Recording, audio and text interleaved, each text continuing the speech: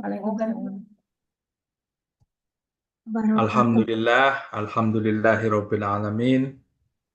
Allahumma sholli ala sayyidina Muhammad wa ala ali sayyidina Muhammad.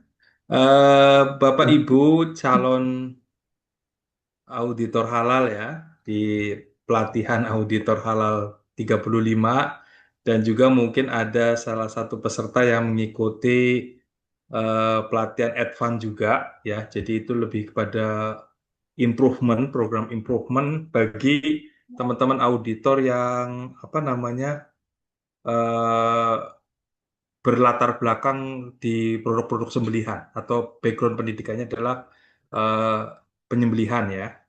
Nah, Bapak Ibu, di sore hari ini saya hadir menjadi salah satu pemateri untuk unit kompetensi ketiga, yaitu melakukan pemeriksaan. Nah, sebelum mungkin saya menyampaikan materi, mungkin saya akan menyampaikan beberapa hal dahulu.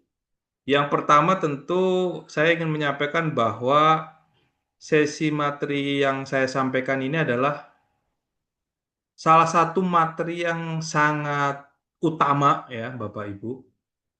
Bukan berarti saya mengatakan bahwa unit satu, unit 2 itu tidak utama, tetapi di unit satu, 2, 3, 4 itu menjadi salah satu materi teknis yang Bapak Ibu nanti akan mulai apa ya memahami, oh ternyata saya memang nggak boleh melewatkan sesi materi ini. Nah, di sesi ini tentu saya akan coba mengkombinasikan pertama tentu adalah saya menyampaikan materi berdasarkan ilmu pengetahuan yang saya dapatkan sebagai seorang auditor halal. Nah, kemudian nanti saya akan juga mengkombinasikan berdasarkan studi kasus di lapangan.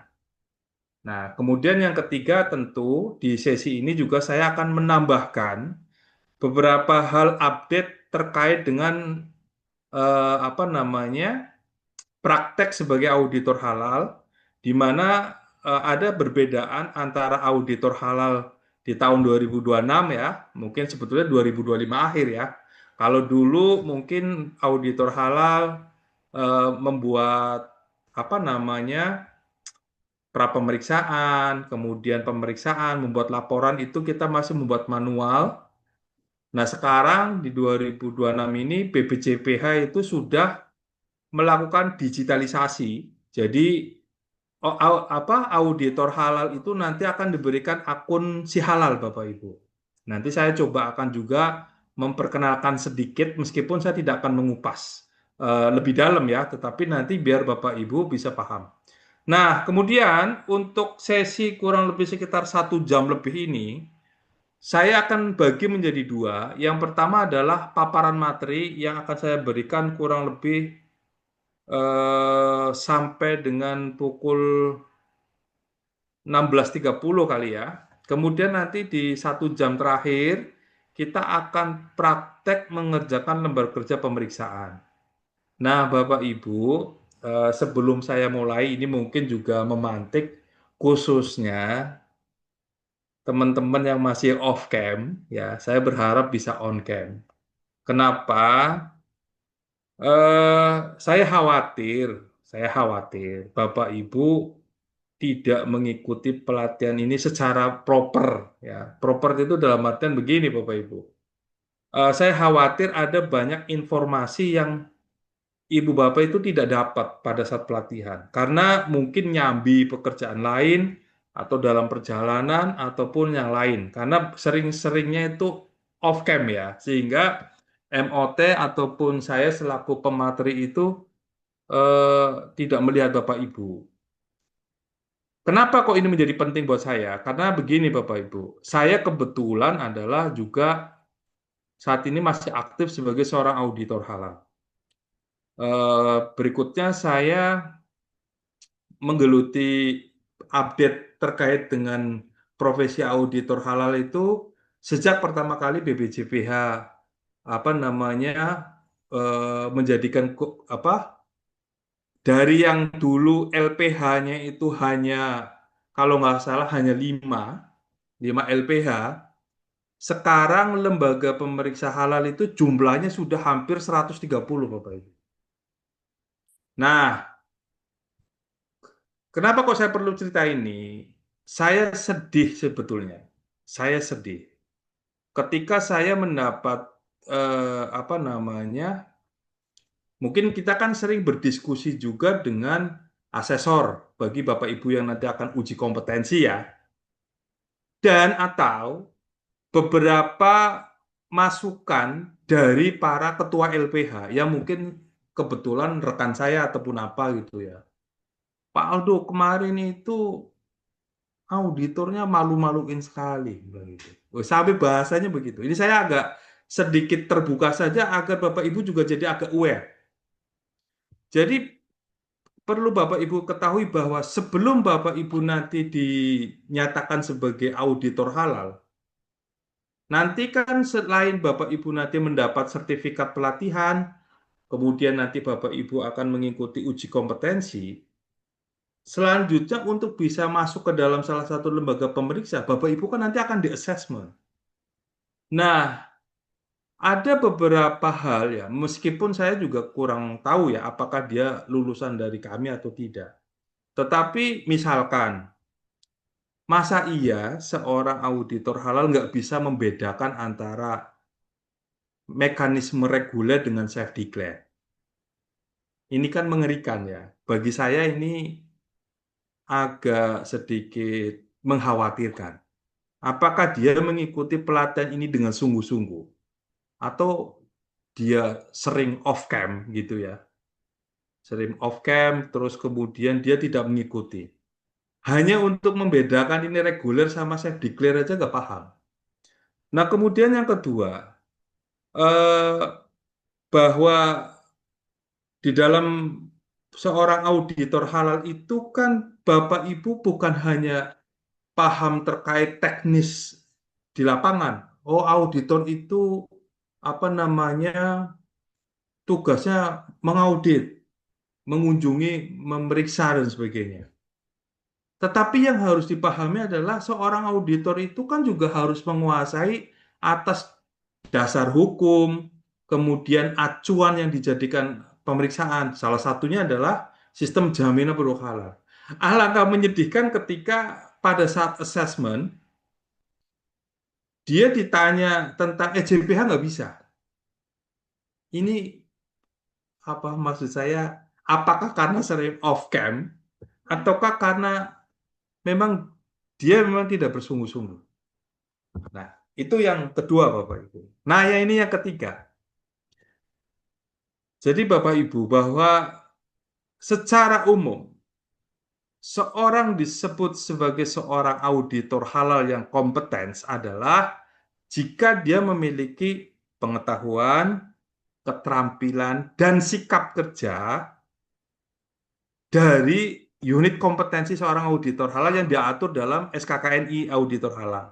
Meliputi apa saja? Secara umum kan berarti ada 4 ya Bapak Ibu. Masih ingat dah Bapak Ibu? Masih ingat dah? Boleh dibantu nggak saya?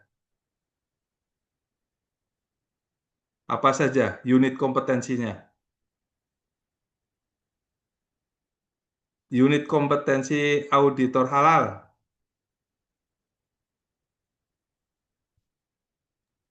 Persiapan pemeriksaan bahan dan produk halal, Pak.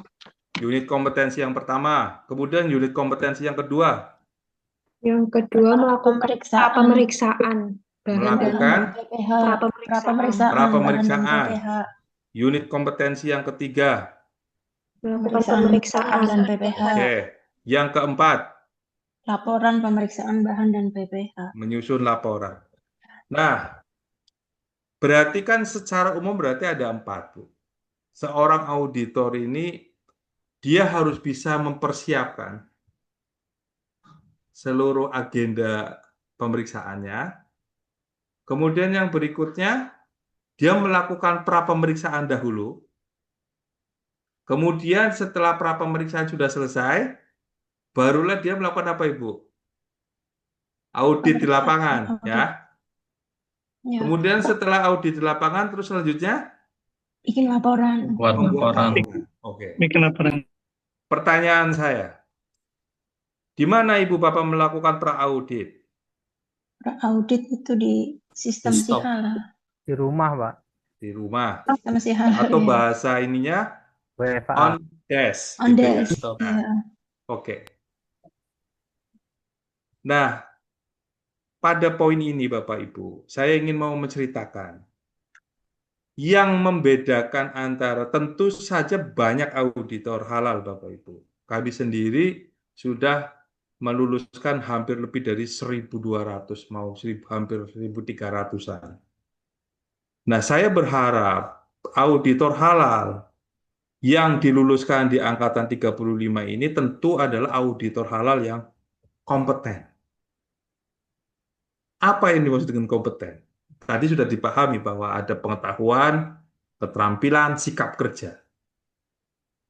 Kompeten itu artinya, kalau saya pribadi, ketika Anda dinyatakan lulus pelatihan ini, Anda siap kerja.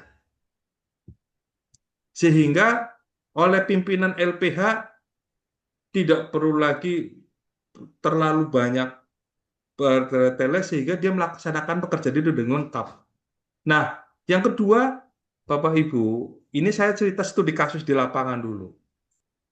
Ada banyak kasus di mana auditor halal ini nggak menjalankan rangkaian pemeriksaan ini dengan proper. Contoh, misalkan karena menganggap remeh gitu ya. Audit gampang, kan nanti tinggal apa namanya janjian sama pelaku usaha, besok tinggal datang. Begitu ya, Bapak Ibu. Ada banyak datang nggak bawa apa-apa, dia mungkin dokumennya ada di HP dan sebagainya, bahkan ada yang kelupaan, nggak nyiapin surat tugas dan sebagainya. Dia udah tidak melakukan persiapan, dia tidak melakukan pra-pemeriksaan, tiba-tiba visit. Siapa yang dirugikan Bapak Ibu? Tentu semuanya. Kredibilitas kita sebagai seorang auditor halal akan dipertanyakan. Mungkin kalau yang kebetulan diperiksa itu adalah pelaku usaha yang, mohon maaf, skala usaha mikro kecil, nggak akan banyak komen. Tapi ketika Bapak Ibu berhadapkan pada satu pelaku usaha yang dia paham standar dan prosedur, tentu akan diketawakan. Loh kok tiba-tiba datang, kemudian yang seharusnya Bapak Ibu itu melakukan pra-pemeriksaan dulu, tiba-tiba pada saat visit pertanyaannya banyak, panjang kali lebar, yang sebetulnya sudah selesai pada saat pra-pemeriksaan misalkan. Nah, pertanyaan saya adalah, apakah Bapak Ibu mau seperti itu atau tidak kira-kira? Dari 3 kasus tersebut itu. Jadi di pembukaan sesi ini saya ingin meyakinkan diri saya juga sebagai seorang auditor dan tentu Bapak Ibu juga bahwa apa yang diajarkan di dalam pelatihan ini itu bukan sekedar teori yang bisa lewat, tetapi ini Bapak Ibu, antara unit kompetensi 1, 2, 3, dan 4 ini adalah satu rangkaian yang nggak bisa dipisah-pisah. Ketika Bapak Ibu tidak menjalankan unit kompetensi 1 dengan baik, 2 dengan baik, maka dipastikan pada saat proses pemeriksaan pasti akan berantakan. Jadi kelupaan, ada yang pemeriksaan lupa pesen tiket pesawat, tiket kereta, ada yang dia tidak melakukan pra-audit, dilewati aja. Nah, akhirnya seluruh hasil dari pemeriksaannya itu tidak lengkap. Ketika pemeriksaan itu tidak baik, maka nanti laporan yang akan kita kirimkan ke dalam sidang fatwa, kualitasnya juga dipertanyakan. Nah, tentu ini akan mencederai ataupun mempertanyakan sebetulnya ini auditornya siap apa tidak. Tidak sedikit dalam sidang fatwa itu, laporan itu disuruh kembalikan sama komisi fatwa ataupun di komite fatwa karena dianggap laporannya tidak lengkap. Nah, setelah diteliti, kenapa kok laporannya tidak lengkap? Karena pada saat pemeriksaan itu tidak dilakukan secara baik. Kenapa kok pada saat pemeriksaan itu tidak bisa dilakukan dengan baik? Karena auditor itu tidak melaksanakan pra-audit dengan baik. Kenapa kok dia melewatkan pra-audit? Karena auditor itu tidak mempersiapkan dengan baik. Nah, mudah-mudahan sekitar 10 menit cerita saya ini Bapak Ibu memberikan satu motivasi agar kita mengikuti pelatihan ini dengan baik. Termasuk setiap sesi materi titik kritis, mulai dari pada saat tadi pagi saya menjadi moderator dari titik kritis makanan, minuman. Kita nanti akan di lapangan akan banyak ditemui hal-hal yang mungkin bisa jadi, oh ternyata apa yang disampaikan itu relevan. Nah, yang saya khawatirkan, ketika sesi itu kita tidak ikut. Nah, itu yang jadi apa saya khawatir ya. Nah, baik Ibu Bapak, tadi saya sekedar untuk apa ya, saling kita mengingatkan, mudah-mudahan bisa dipahami ya. Nah, Bapak Ibu, saya mendapat tugas untuk unit kompetensi ketiga, yaitu kita akan melakukan satu tahapan melaksanakan pemeriksaan bahan dan proses produk halal. Tentu tujuan utamanya Bapak Ibu cukup pengetahuan, keterampilan, dan sikap kerja. Meskipun dengan durasi waktu yang 2 jam ini tidak bisa mengakomodir, tapi insya Allah nanti saya akan mengirimkan beberapa salinan materi pendukung yang nanti Bapak Ibu bisa pelajari. Tetapi harapan saya secara prinsip substansi utamanya Bapak Ibu paham. Nah, referensi yang digunakan adalah SKKNI nomor 266, sama ya Bapak Ibu ya. Sampai dengan hari ini belum ada perubahan. Nah, kemudian tadi yang saya sampaikan melengkapi dari unit 1 2. Nah, ada 4 bagian utama ketika Bapak Ibu nanti akan melakukan pemeriksaan. Ya. Tetapi sebelum ini saya izin untuk sedikit berbagi tambahan lain ya sebentar ya Bapak Ibu ya. Saya akan coba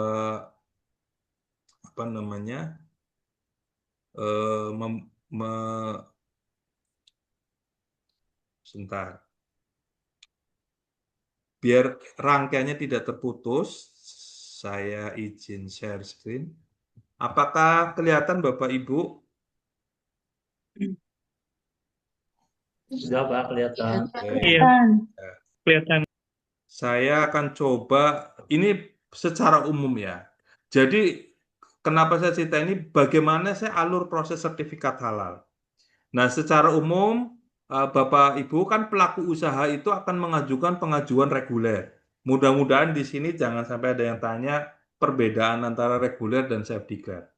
Karena nanti kalau misalkan masih ada yang tanya bedanya self-declare sama reguler, saya akan izin beliau saya berikan kesempatan untuk belajar lagi di ini ya. Jadi mudah-mudahan Bapak Ibu sudah bisa membedakan bahwa Bapak Ibu itu di set up untuk menjadi auditornya skema reguler. Nah, Bapak Ibu, yang pertama tentu secara umum sebagai seorang auditor halal itu harus tahu persis bagaimana rangkaian proses pengajuan sertifikat halal.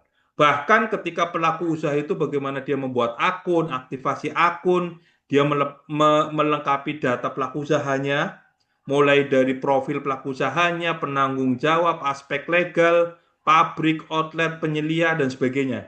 Ini yang ada di si halal. Pertanyaannya, Pak Aldo, kenapa kok saya auditor halal harus tahu tentang data-data pelaku usaha yang ada di si halal? Nanti akan saya ceritakan. Karena pada akhirnya nanti akan ketemu Bapak Ibu. Ketika pelaku usaha ini terdapat satu kesalahan data atau ketidaksesuaian data, maka nanti impact-nya adalah Bapak Ibu sendiri yang akan melakukan revisi. Nanti saya akan tunjukkan ya. Maksudnya biar Bapak Ibu nanti punya, oh ternyata ketika pelaku usaha itu ada satu kesalahan, pelaku usaha sudah nggak bisa melakukan edit data di halal. Yang bisa melakukan itu adalah Bapak Ibu sendiri sebagai seorang auditor. Oleh karena itu, dari awal Bapak Ibu harus cukup pengetahuan bagaimana sih mekanisme si halal untuk pelaku usaha. Kemudian terkait dengan juga pengajuannya juga sama, bagaimana dia pengajuannya, apakah jaya baru atau pengembangan, kemudian pengajuan apa namanya, data-data pengajuan dan sebagainya ya. Kemudian mulai dengan bagaimana pelaku usaha itu melaporkan terkait dengan implementasi 5 SJPH. Nah, secara umum kan alur prosesnya kurang lebih begini Bapak Ibu. Pertama tentu adalah BPJPH akan melakukan verifikasi dan validasi. Ketika sudah dianggap sesuai, maka nanti akan ada namanya akad biaya atau penerbitan invoice ya. Kemudian nanti dari LPH akan memberikan penugasan kepada Bapak Ibu. Nah, setelah penugasan ini, maka proses pemeriksaan itu mulai berjalan. Mulai dari persiapan, pra-pemeriksaan, pemeriksaan sampai dengan membuat laporan. Nah, kemudian setelah tahapan pemeriksaan selesai ini, barulah Bapak Ibu nanti akan sidang fatwa. Dan kemudian setelah sidang fatwa selesai, maka penerbitan sertifikat halal. Kenapa kok saya harus menunjukkan ini, Bapak Ibu? Mungkin dulu, ketika awal-awal auditor halal bekerja, SLA itu tidak menjadi hal yang ditunjukkan. Tetapi sekarang, Bapak Ibu, BPJPH itu waktu untuk pemeriksaan ini sudah ditampilkan. Jadi ketika Bapak Ibu nanti ternyata terlalu lama ataupun tidak melakukan satu kewajiban proses pemeriksaan dengan baik, maka kan akan overtime. SLA yang harusnya 15 hari kerja ternyata itu berlarut-larut bahkan sampai berbulan-bulan. Ada yang sampai 500 berapa hari. Dan itu akan langsung mendapat teguran dari BPJPH. Oleh karena itu, seorang auditor halal tentu harus memahami proses ini. Dari awal sampai dengan akhir. Nah, baik, saya akan coba kembali lagi. Kemudian saya akan coba masuk lagi setelah Bapak Ibu tadi kan sudah diajarkan oleh Pak Tony nggih Bapak Ibu nggih. Betul ya? Yang materi yang oleh Pak Tony apa saja tadi Bapak Ibu masih ingat? Yang sebelum saya unit kompetensi 1 dan 2. Satu, persiapan pemeriksaan bahan dan PPH. Yang kedua, pra-pemeriksaan bahan dan PPH. Oke. Persiapan. Ada yang bisa bantu? Apa sekilas poin-poin utama dalam persiapan itu? Melengkapi data pelaku usaha, Pak. Maksudnya? Menentukan ruang lingkup. Oke. Prinsipnya adalah auditor halal itu kan akan mempersiapkan agenda pemeriksaan. Sehingga dia harus tahu ruang lingkupnya peserta ini, pelaku usaha itu bagaimana. Sumber daya apa saja yang dibutuhkan, makanya Bapak Ibu kan harus membuat namanya rencana. Ya kan? Secara prinsip itu kan. Kemudian menentukan sumber daya. Kemudian mengkonfirmasi kepada pelaku usaha, bahkan persiapan termasuk surat tugas. Nah, kemudian setelah itu masuklah unit kompetensi kedua, yaitu melakukan pra-pemeriksaan. Pra-pemeriksaan adalah kita melakukan pemeriksaan dokumen, Bapak Ibu. Pelaku usaha di tempat kita, berarti kita belum sampai ke belum sampai ke pelaku usaha, ya. Nah, kemudian setelah audit sudah dilakukan, masuklah kita ke pelaku usaha. Anggap saja berarti kita sudah berkirim surat konfirmasi pemeriksaan, mengirimkan juga nanti rencana siapa yang akan ditugaskan. Nah, di dalam pemeriksaan ini, maka ada 4 tahap utama yang dilakukan. Yang pertama adalah Bapak Ibu nanti akan melakukan pertemuan pembukaan, berarti kan membuka ya, membuka meeting.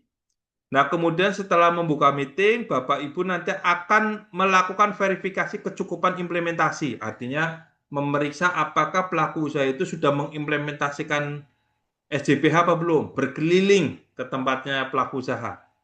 Nah, kemudian setelah berkeliling, selanjutnya Bapak Ibu akan melihat bukti-bukti. Tentu dari apa yang Bapak Ibu lihat setelah keliling, setelah tadi kan Bapak Ibu juga memeriksa dokumen, ada kesesuaian dan ada ketidaksesuaian. Betul ya? Nah, itu dicatat Bapak Ibu.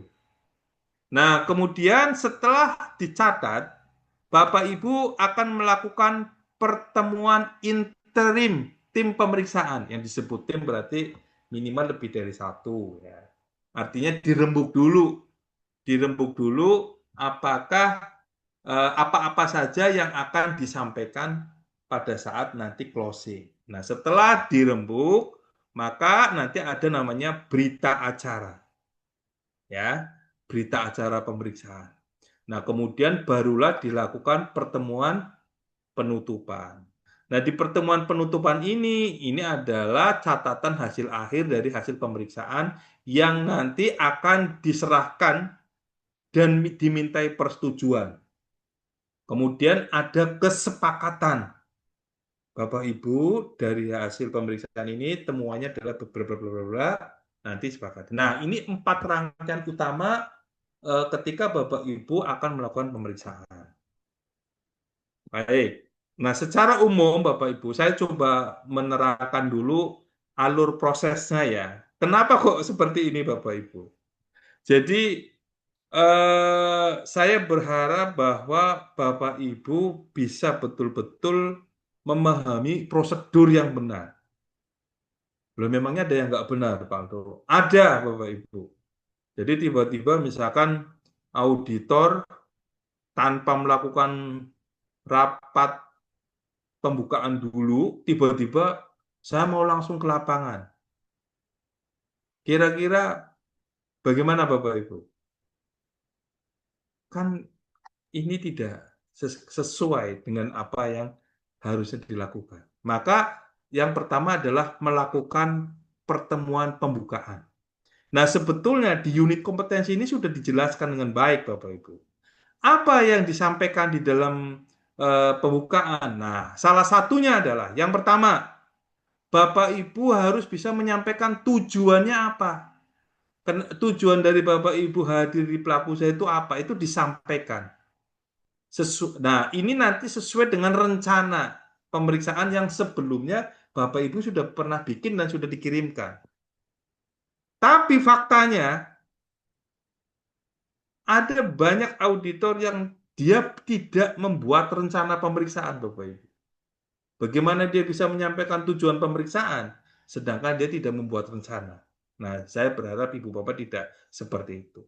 Terus kemudian Bapak Ibu bisa menerangkan ruang lingkup pemeriksaannya apa saja. Mulai dari bahan sampai dengan proses produk halal itu terjelaskan.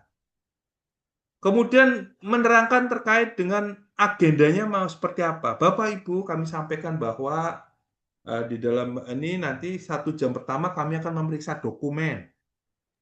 Kemudian kalau sudah selesai kita baru akan melakukan visit ke lapangan, yaitu berkeliling kepada ruang lingkup seperti ruang gudang, pengadaan, dan sebagainya.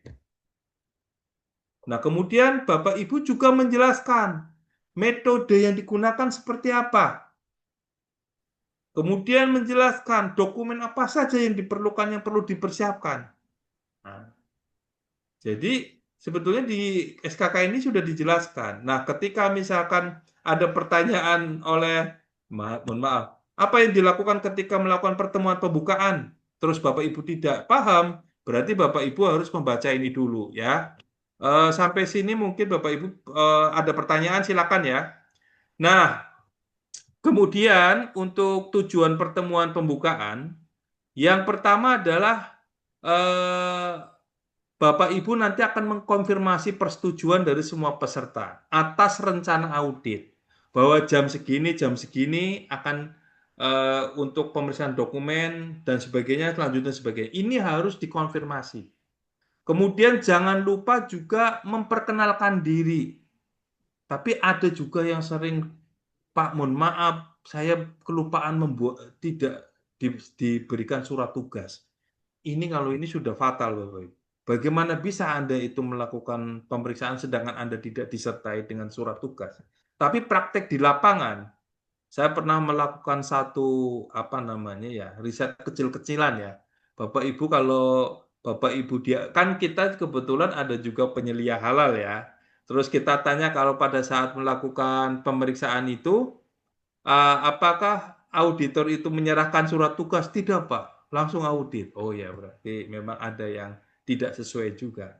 Kemudian yang berikutnya tentu memastikan bahwa kegiatan audit yang direncanakan dapat dijalankan. Nah, kadang-kadang kan ada hal-hal yang mungkin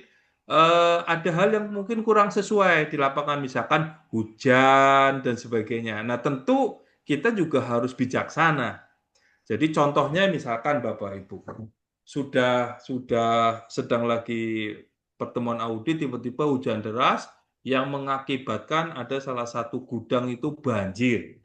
Nah, itu yang juga harus diperhatikan. Nah, kemudian setelah pembukaan nanti kan Bapak Ibu akan melakukan pemeriksaan. Berarti kan akan keliling ke lapangan. Terkait dengan apa? Implementasi SJPH. Nah, Bapak Ibu, di dalam kegiatan pemeriksaan ini ada beberapa hal yang harus diperhatikan. Yang pertama, ini kan berdasarkan ya. Pertama adalah adanya verifikasi kebijakan halal. Ini sesuai dengan urutan-urutan yang ada di sistem jamin produk halal. 5 kriteria SJPH. Kriteria pertama, komitmen dan tanggung jawab. Subkriteria pertama, kebijakan halal, pembinaan sumber daya manusia, dan sebagainya. Nah, auditor halal harus paham karena ini kan nanti checklistnya seperti itu. Bukti sosialisasi, struktur organisasi, dia akan memeriksa tim manajemen halal, kemudian dia akan memeriksa dokumen pembinaan sumber daya manusia, dia akan memeriksa bukti pelaksanaannya, sampai dengan nanti jika diperlukan adalah sampling atau uji laboratorium. Nah, itu di tahap pemeriksaan. Nah, kemudian mungkin secara umum ya, artinya kan kalau definisi verifikasi ataupun validasi, kalau secara umum kan verifikasi itu kan ada atau tidaknya. Nah, kalau validasi setelah, oh ternyata ada, benar atau tidak. Contoh, ini maksudnya kemarin ada yang tanya, Pak Aldo bedanya verifikasi sama validasi itu bagaimana? Jadi kalau verifikasi itu kan kita akan memisahkan dokumen pendukung bahan. Oh sudah ada Pak, ini contohnya. Ini apa SH-nya. Nah, apakah dengan diberikannya sertifikat halal atas bahan itu seorang auditor langsung percaya? Tidak. Seorang auditor akan melakukan validasi dulu. Akan kita cek di websitenya BPJPH, benar atau tidak. Karena kalau nanti ini tidak benar, maka kita akan mengkonfirmasi kepada pelaku usaha. Ya. Nah lanjut, setelah tadi kita keliling ke lapangan dan sebagainya, maka kan tahap 3 melakukan pertemuan interim. Ya. Nah di sini maka ada 2 nih yang pertama adalah kita akan merangkum lah ya hasil pemeriksaan, diidentifikasi, oh ini kesesuaian tidak kesesuaiannya bagaimana. Nah kemudian kita akan ringkas jadi satu ya. Nah kemudian setelah pertemuan interim ini selesai, barulah nanti kita akan melakukan pertemuan penutupan. Nah di pertemuan penutupan ini apa poinnya? Poinnya adalah Bapak Ibu nanti akan menyampaikan kepada pelaku usaha hasil pemeriksaan, kesesuaian, ketidaksesuaiannya apa. Nah, kemudian atas ketidaksesuaiannya kan diklarifikasi. Bapak Ibu, atas ketidaksesuaiannya sudah saya bacakan, apakah Bapak Ibu ada yang mau disanggah atau banding? Ya, nanti ketika dia banding, silakan sebutkan. Oke, silakan Pak Wildan. Baik Pak, mau bertanya Pak, ini terkait dengan teknis Pak. Ini pengalaman saya juga Pak, waktu ikut pelatihan penyelia Pak. Jadi pasca pelatihan penyelia kita sudah bisa Pak bikin SJPH. Tapi ketika menyusun di PTSP halal, nah itu berantakan Pak. Karena perbedaan format antara alur untuk proses daftar PU ke mana? Ke halal dengan yang di SJPH-nya. Nah, yang saya tanyakan nanti Pak terkait dengan teknis form yang diberikan kan sama ke Pak ya, kayak penyelia juga gitu. Semuanya dikasih dokumen SJPH-nya, kita ngisi bisa, tetapi bisanya itu untuk apa gitu Pak.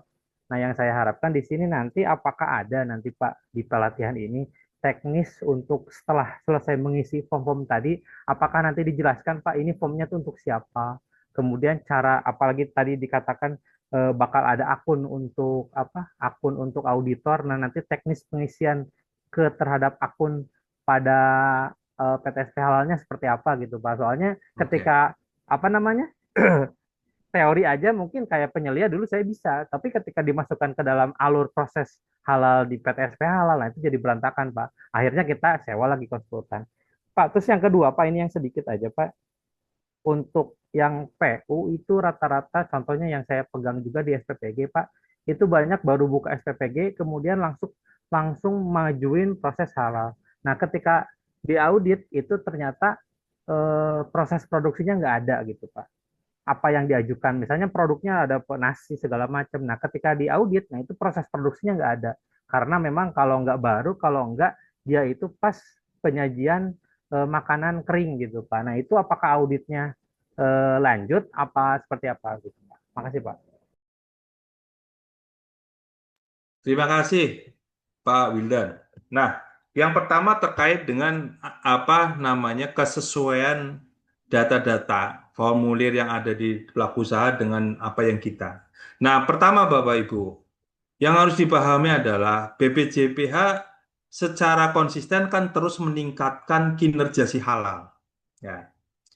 Bahwa si halal yang ada sekarang ini masih mungkin ada beberapa proses bisnis yang masih belum diakomodir. Contoh, misalkan si halal yang sekarang kan antara ketika pelaku usaha makanan dengan pelaku usaha misalkan rumah potong unggas, secara proses bisnisnya dianggap sama. Sehingga ketika dia menginput data di si halal, SJPH yang di-generate dari sistem itu pukul rata. Padahal sebetulnya manual SJPH ini kan adalah satu dokumen panduan bagi pelaku usaha atas implementasi SJPH ini secara benar. Sedangkan dokumen yang dihasilkan itu kadang-kadang campur aduk. Misalkan, kalau misalkan kita tahu bahwa di rumah potong ataupun hewan sembelihan kan tahapannya ada namanya antemortem, postmortem, pemeriksaan sampai dengan dan lain-lain ya. Sedangkan di manual SJPH itu nggak ada. Tetapi BPJPH sendiri kan ada satu menu di mana pelaku usaha itu bisa mengupload dokumen pendukung tambahan. Ya, Yang nanti sebetulnya pelaku usaha itu jangan hanya bergantung dari manual SJPH yang di-generate by system. Sehingga ketika misalkan auditor halal hanya mendownload si halal, kan bisa jadi aplikasi di lapangannya beda. Kok beda ya? Jangan begitu ya. Nah, tetapi dengan adanya dokumen lain-lain itu, kita akan mengedukasi pelaku usaha untuk upload saja di situ. Karena ada beberapa yang memang nggak bisa di-upload di si halal ya, Bapak Ibu ya, di-input di si halal. Dan pelaku usaha itu bisa menginput itu. Dan insya Allah sih nanti ya tentu kita tidak akan sampai detail sih Pak Wildan, bagaimana nanti mekanismenya itu. Tetapi secara prinsip bahwa acuan yang digunakan kan sama, yaitu SJPH. Nah, kemudian nanti terkait dengan akun si halal ya nanti saya akan tunjukkan sedikit, tapi memang karena durasi waktu saya nggak akan sampai detail, tapi saya yakin Bapak Ibu akan paham mudah dengan penjelasan saya. Nanti insya Allah ya. Begitu. Terus kemudian yang berikutnya, pertanyaannya Pak Wildan saya akan coba sambungan dengan agenda kita ya. Jadi ternyata setelah pada saat pemeriksaan itu tidak ada agenda produksi. Atau Bapak Ibu tidak menemukan ternyata ini. Maka itu tentu menjadi satu temuan. Kalau saya pribadi major. Artinya ya harus diulang sampai dengan dia siap. bukan masalah sesuai atau ada ketidaksesuaian. Bapak Ibu sama sekali tidak menemukan bukti apa-apa. Kalau ada bukti kan berarti apakah ini sesuai atau tidak sesuai ya. Tetapi ketika Bapak Ibu sampai di lapangan ternyata nggak ada apa-apa.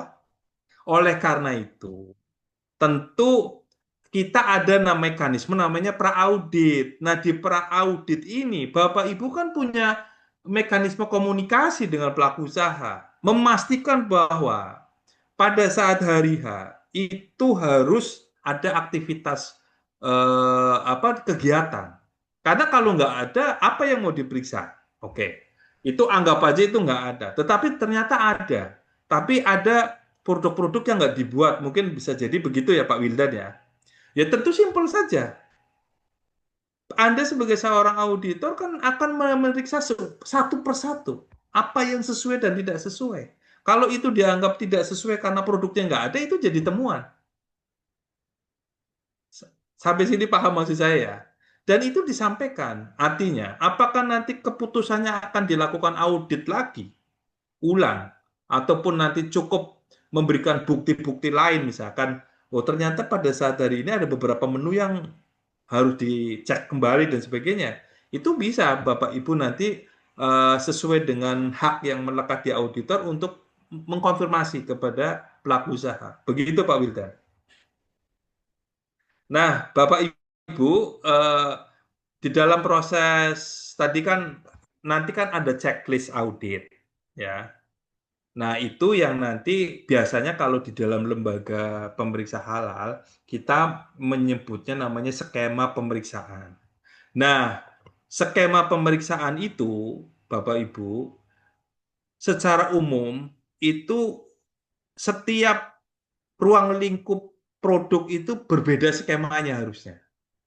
Bukan maksudnya berbeda-beda dalam acuannya ya, tetapi misalkan skema pemeriksaan untuk produk makanan olahan itu tentu akan formatnya berbeda dengan skema pemeriksaan untuk usaha rumah potong. Skema pemeriksaan untuk usaha rumah potong akan berbeda dengan skema pemeriksaan jasa distribusi. Ya. Nah, tetapi di dalam pelatihan ini tentu kan kita hanya menggunakan salah satu contoh, misalkan kan checklist pemeriksaan makanan minuman. Tetapi standar yang digunakan tetap sama, yaitu 5 implementasi SJPH.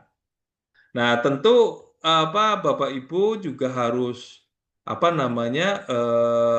menguasai betul ya terkait dengan SJPH ini, sistem jamin produk halal, 5 kriterianya seperti apa. Termasuk kan pengetahuan-pengetahuan umum. Nah, di dalam pelatihan auditor halal ini ada beberapa materi tambahan seperti titik kritis makanan, kemudian nanti ada kosmetik juga ya, ada barang gunaan. Nah, Bapak Ibu nanti harus ikuti betul itu, karena nanti itu yang nanti juga akan sedikit mewarnai perbedaan skema checklist pemeriksaannya atau checklist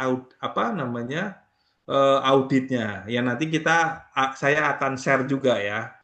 Nah itu. Kemudian dari berikutnya adalah selain form checklist pemeriksaan, itu nanti ada berita acara pemeriksaan. Kalau checklist pemeriksaan tadi kan berarti daftar checklist pertanyaan, ya. Daftar pertanyaan yang nanti kita akan tanyakan kepada pelaku usaha, ataupun nanti kita sambil jalan keliling itu akan periksa satu persatu. Nah, kemudian yang berikutnya adalah berita acara pemeriksaan bahan dan proses produk halal. Nah, biasanya setiap lembaga pemeriksaan itu punya format yang mungkin agak sedikit bervariasi ya. Mereka punya satu standar, tetapi prinsipnya sama Bapak Ibu, yaitu dokumen itu menerangkan atas bagaimana pelaksanaan dari implementasi SJPH itu dituangkan, apa saja yang menjadi ketidaksesuaian. Nah ini kan nanti dirangkum, temuannya apa saja, bukan hanya temuannya apa saja, tetapi di situ ada beberapa hal. Yang pertama, temuannya apa saja, lokasinya di mana, buktinya apa, kemudian acuan yang digunakan apa. Nah, nanti kita ada satu kesepakatan kapan akan dilakukan perbaikan dan sebagainya. Nah, Bapak Ibu, saya izin menyelesaikan dulu Pak Suryansyah. Nanti insya Allah setelah ini saya akan coba berikan kesempatan.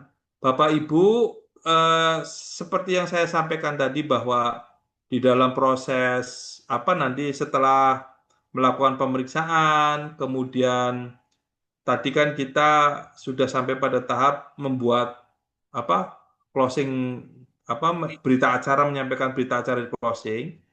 Saya juga di sesi ini saya ingin menyampaikan sikap dan kode etik seorang auditor halal. Nah, tentu yang pertama adalah etis ya, adil, jujur, tulus, dan bijaksana. Jadi tidak boleh bahasanya. Karena saya nggak suka sama PU ini jadi dipersulit. Dan itu juga apakah itu mungkin ya mungkin saja Bapak Ibu. Oleh karena itu sudah dijelaskan pada saat sesi materi regulasi tentu ini juga disampaikan ya. Kemudian seorang auditor halal itu juga harus berpikiran terbuka. Artinya mau mengembangkan ide-ide alternatif ataupun sudut pandang. Jadi dia nggak saklek yang nggak bisa. Wah, mau mendengarkan. Barangkali ada alternatif. Kemudian diplomatik ya, menunjukkan rasa pantas dan penuh perhatian. Ini penting Bapak Ibu. Jeli mengamati secara aktif, perseptif, kemudian juga fleksibel, ulet ya Bapak Ibu ya. Jadi nanti Bapak Ibu harus telaten gitu kan. Kadang-kadang saya juga pernah ini ya Bapak Ibu ya. Ada auditor yang form pemeriksaannya itu kosong blong. Jadi dia ingat-ingat di dalam kepalanya. Nah, salah satunya saya melihat karena ada beberapa yang nggak telaten. Padahal kan dari hasil wawancara ini kan pasti banyak informasi yang harusnya dicatat. Tetapi sama sekali nggak dicatat. Ini juga ada. Kemudian juga tegas. Jadi contohnya misalkan ketika kita memberikan batasan waktu 5 hari, ya kita itu aturannya 5 hari. Pak boleh nggak saya mau ke luar negeri dulu Pak? Nggak bisa, ada gitu ya. Kemudian mandiri, kemudian juga ya yang jelas terbuka untuk perbaikan ya Bapak Ibu. Dan yang paling penting juga kolaboratif ya.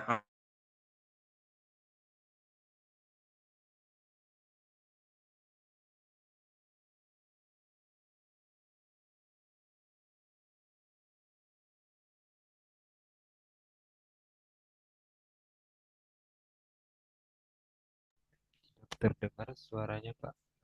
Riz nggak sih? Mudah berkomunikasi Bapak Ibu. Mudah berkomunikasi. Mohon izin, suara saya apakah terdengar jelas Bapak Ibu? Tadi hang Pak, Tadi sempat hilang, Pak. Oh, lama Bapak Ibu? Enggak, beberapa Ya, detik ya. lah. Oke. 5 menit lah. Ya, tadi yang terkait dengan kolaboratif terdengar ya? Apa keputus ya? Ya, saya mungkin mengulangi lagi sedikit bahwa saya berharap Bapak Ibu bisa kolaboratif itu artinya membangun komunikasi yang baik dengan pelaku usaha. Jangan karena kita seorang merasa kita itu auditor halal, jadi kadang-kadang di WA aja nggak pernah balas dan sebagainya ya. Nah ini juga penting ya Bapak Ibu ya. Nah sekilas saya tadi ada Pak Wildan ya. Jadi ini Bapak Ibu. Ini saya penting menjelaskan ini karena nanti saya akan masuk ke materi teknis ya. Jadi Bapak Ibu nanti setelah Bapak Ibu dinyatakan lulus ya, kan Bapak Ibu tidak serta-merta akan menjadi auditor karena ada tahapannya. Yaitu tentu Bapak Ibu harus bergabung di lembaga pemeriksa halal. Pak Aldo boleh nggak sih auditor itu independen? Nggak bisa. Dia mau meriksa apa? Karena kan harus ada lembaga pemeriksa halalnya. Nah, setelah Bapak Ibu nanti bergabung di lembaga pemeriksa halal, kan nanti Bapak Ibu akan didaftarkan ke BPJPH. Dilakukan assessment juga. Sehingga mudah-mudahan Bapak Ibu jangan sampai tidak mengetahui secara prosesnya ya. Nah, kurang lebih begini nih Pak Wildan dan teman-teman ya. Nah, kelihatan nggak sih teman-teman? Kelihatan Pak, Kelihatan, kelihatan. Kelihatan, Pak. Nah, kelihatan jadi Pak. kalau tadi kan Pak Tony ya, kita diajarkan bagaimana agenda pemeriksaan, terus kemudian pra-audit dan sebagainya ya. Nah, sekarang BPJPH itu memfasilitasi auditor halal itu dengan akun si halal. Jadi di akun si halal ini, Bapak Ibu nanti akan juga selain juga memeriksa dokumen-dokumen pemeriksaan, formulir-formulir itu di luar sistem, tadi Bapak Ibu juga harus eh, melaksanakan agenda pemeriksaan melalui sistemnya BPJPH. Jadi nanti dalam satu rangkaian proses di BPJPH. Ini salah satu akun saya ya. Nah, akunnya simpel sekali sih Pak Wildan dan teman-teman. Jadi kalau Bapak Ibu nanti sudah mendapatkan tugas, nanti kan akan muncul audit data pengajuan. Oh, ini Pak Wildan dikasih 5 PU, ini Pak Suryansa dikasih 10 PU, kemudian siapa lagi gitu kan. Nah, nanti setelah data-data PU itu ada kan nanti akan muncul di beranda kita. Nah, nanti setelah itu kan kita akan mulai melakukan pra-audit, termasuk juga audit lapangan ya. Nah, tampilannya kurang lebih seperti ini, Bapak Ibu. Nah, kemudian Pak Aldo, tugasnya auditor itu bagaimana ketika tadi kan Pak Wildan cerita ya, Pak, data-datanya itu kadang-kadang ada yang nggak sesuai, beda-beda, macam-macam dan sebagainya. Siapa yang bisa melakukan revisi itu? Ada yang bisa bantu jawab nggak? Auditor, Pak. Auditor Pak. Auditor. Sampai sini berarti Bapak Ibu berarti udah paham ya. Pak. Bahwa pada akhirnya yang berhak untuk melakukan Iya, Pak. ini adalah auditor. Termasuk misalkan ketika ada ketidaksesuaian dengan sertifikat halalnya.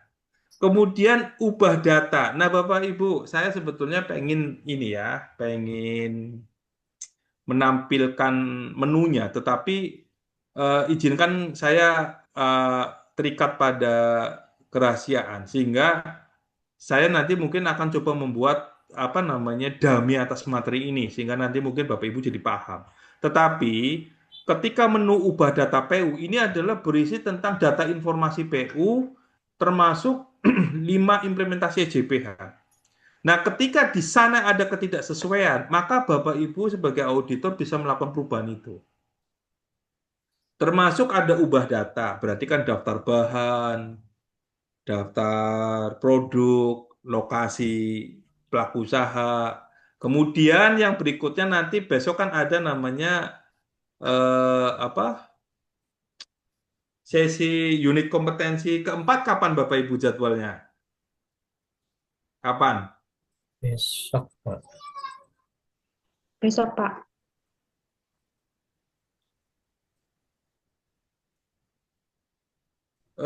Unit kompetensi keempat. Yang memberi materi sudah ada jadwalnya? Pak Tony lagi, Pak. Oke. Nah, di sini kan berarti Bapak Ibu nanti akan diberikan lembar kerja. Nah, di dalam menu si halal ini sudah ada, Bu, Bapak Ibu. Bentuknya sama, secara isian sama. Cuma bedanya atas laporan itu nanti dituangkannya di sini, di si halal. Nah, setelah di si halal ini barulah nanti akan lari ke sidang fatwa. Nah, begitu. Pak Aldo, Ya, silakan. Sekarang saya coba buka diskusi dulu sebelum kita masuk ke sesi materi teknis ya. Lembar Aldo, kerjanya akan saya share. sedikit dari saya, Pak Izin, ya. Pak. Boleh, silakan satu-satu. Pak Suryansa dulu nih. Iya, Pak. Ada beberapa pertanyaan nih, Pak. Pertama, masalah skema, Pak. Saya masih belum begitu paham, Pak ya. Karena kan kebetulan gini, Pak. Kenapa saya tanyakan skema? Kita kan, saya kan dari Kementerian Kesehatan, Pak. Ada beberapa orang gitu ya, 4. Nah, ini kan menyangkut masalah alkes, Pak. Itu skemanya ada di mana ya, Pak? Nanti izin, Pak. Sama. Yang kedua, masalah si halal tadi, Pak. Si halal itu kan masuk ke akun, Pak ya. Sedangkan kita mau audit nanti kan dalam tim, Pak ya. ada beberapa orang tim. Nah, di sana kan diketuain oleh ketua tim. Nah, yang membuka si halal itu nanti ketua tim atau bagaimana, Pak? Begitu. Yang ketiga, izin satu lagi, Pak. Acuan pada BA, pada berita acara, Pak, yang Bapak tampilkan tadi. Mohon penjelasan, saya agak kurang menangkap tadi, Pak. Makasih, Oke, Pak. baik, siap. Oke, Bapak Ibu, sembari saya menjelaskan sebentar. Ini saya boleh ada nggak Pak Ibu yang jadi notulen ini? Tadi yang bertanya banyak ya. Saya biar nilainya banyak ya Bapak Ibu. Saya catat ya. Nanti biar ini tadi pokoknya yang banyak bertanya via chat maupun apa nilainya saya ajukan biar nilainya banyak gitu ya. Silakan apa chat ya Bapak Ibu ya di kalau misalkan ndak ini ya. Jadi yang pertama terkait dengan skema dulu ya Pak. Bapak Ya, apa betul, Pak. namanya skema. Nah, Bapak Ibu, yang pertama saya mohon semuanya tolong download lembar kerja yang sudah saya bagikan. Di-download dulu ya. Saya kasih waktu 1-2 menit. Nah, sebelum saya menjelaskan. Sembari Di grup ya, Pak? Iya, tadi di grup ya. Saya udah sampai belum ya Bapak Ibu ya? Sudah, Pak. Sampun. Sudah, sampun. Alhamdulillah. Download Kalau dulu Bapak Ibu. Ya, Download dulu ya. Nah, nanti saya akan sampai pada skema. Nah, tadi terus kemudian akun Siala. Kita nangkap dulu. Kita juga buka dulu pertanyaan yang lain sembari teman-teman mendownload. Silakan. Pak, siapa lagi? Saya, Pak. Ye, Pak Samburi. Aja. Sebentar. Jadi ketika PU itu mengajukan untuk sertifikasi halal itu kan mengirimkan data semua di si halal, Pak ya, ke Betul. si halal. Nah, ini kaitannya dengan bahwa nanti yang melakukan perbaikan adalah auditor, Pak ya, Betul. auditor.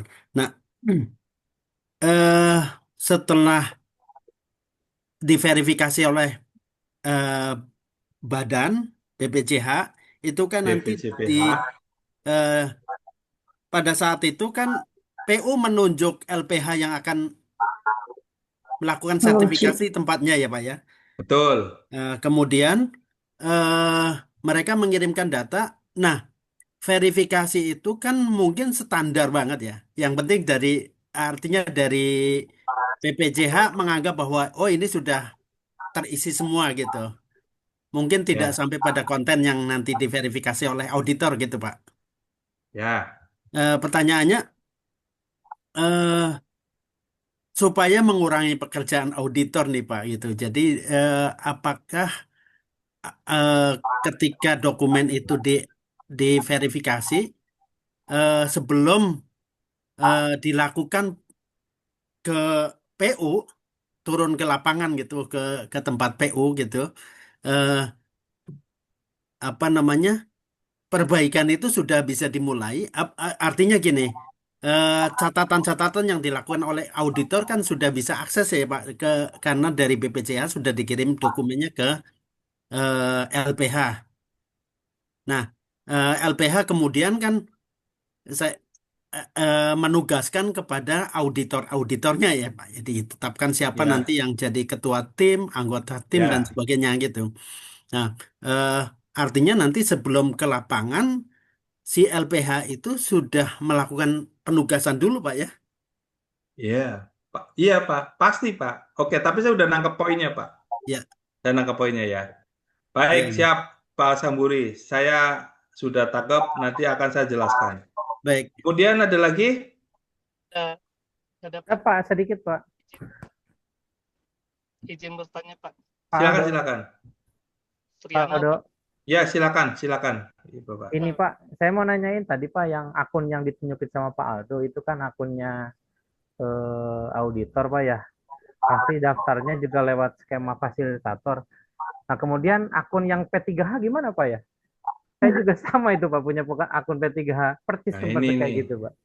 Ini sudah tidak relevan pertanyaannya Pak Wildan. Jadi Pak Wildan ini adalah pelatihan auditor halal. Ya, Pelatihan auditor halal berarti untuk skema apa Pak Wildan? skema reguler, Pak. Nah, selesai. Jadi sampai situ mudah-mudahan Pak Wildan sudah bisa membedakan antara akun auditor halal dengan akun pendamping PPH. Nggak, maksudnya nanti kalau misalnya dapat akun auditor, apakah akun P3 hanya bakal kehapus apa gimana gitu loh, Pak? Nah, itu nanti di BPJPH, Pak.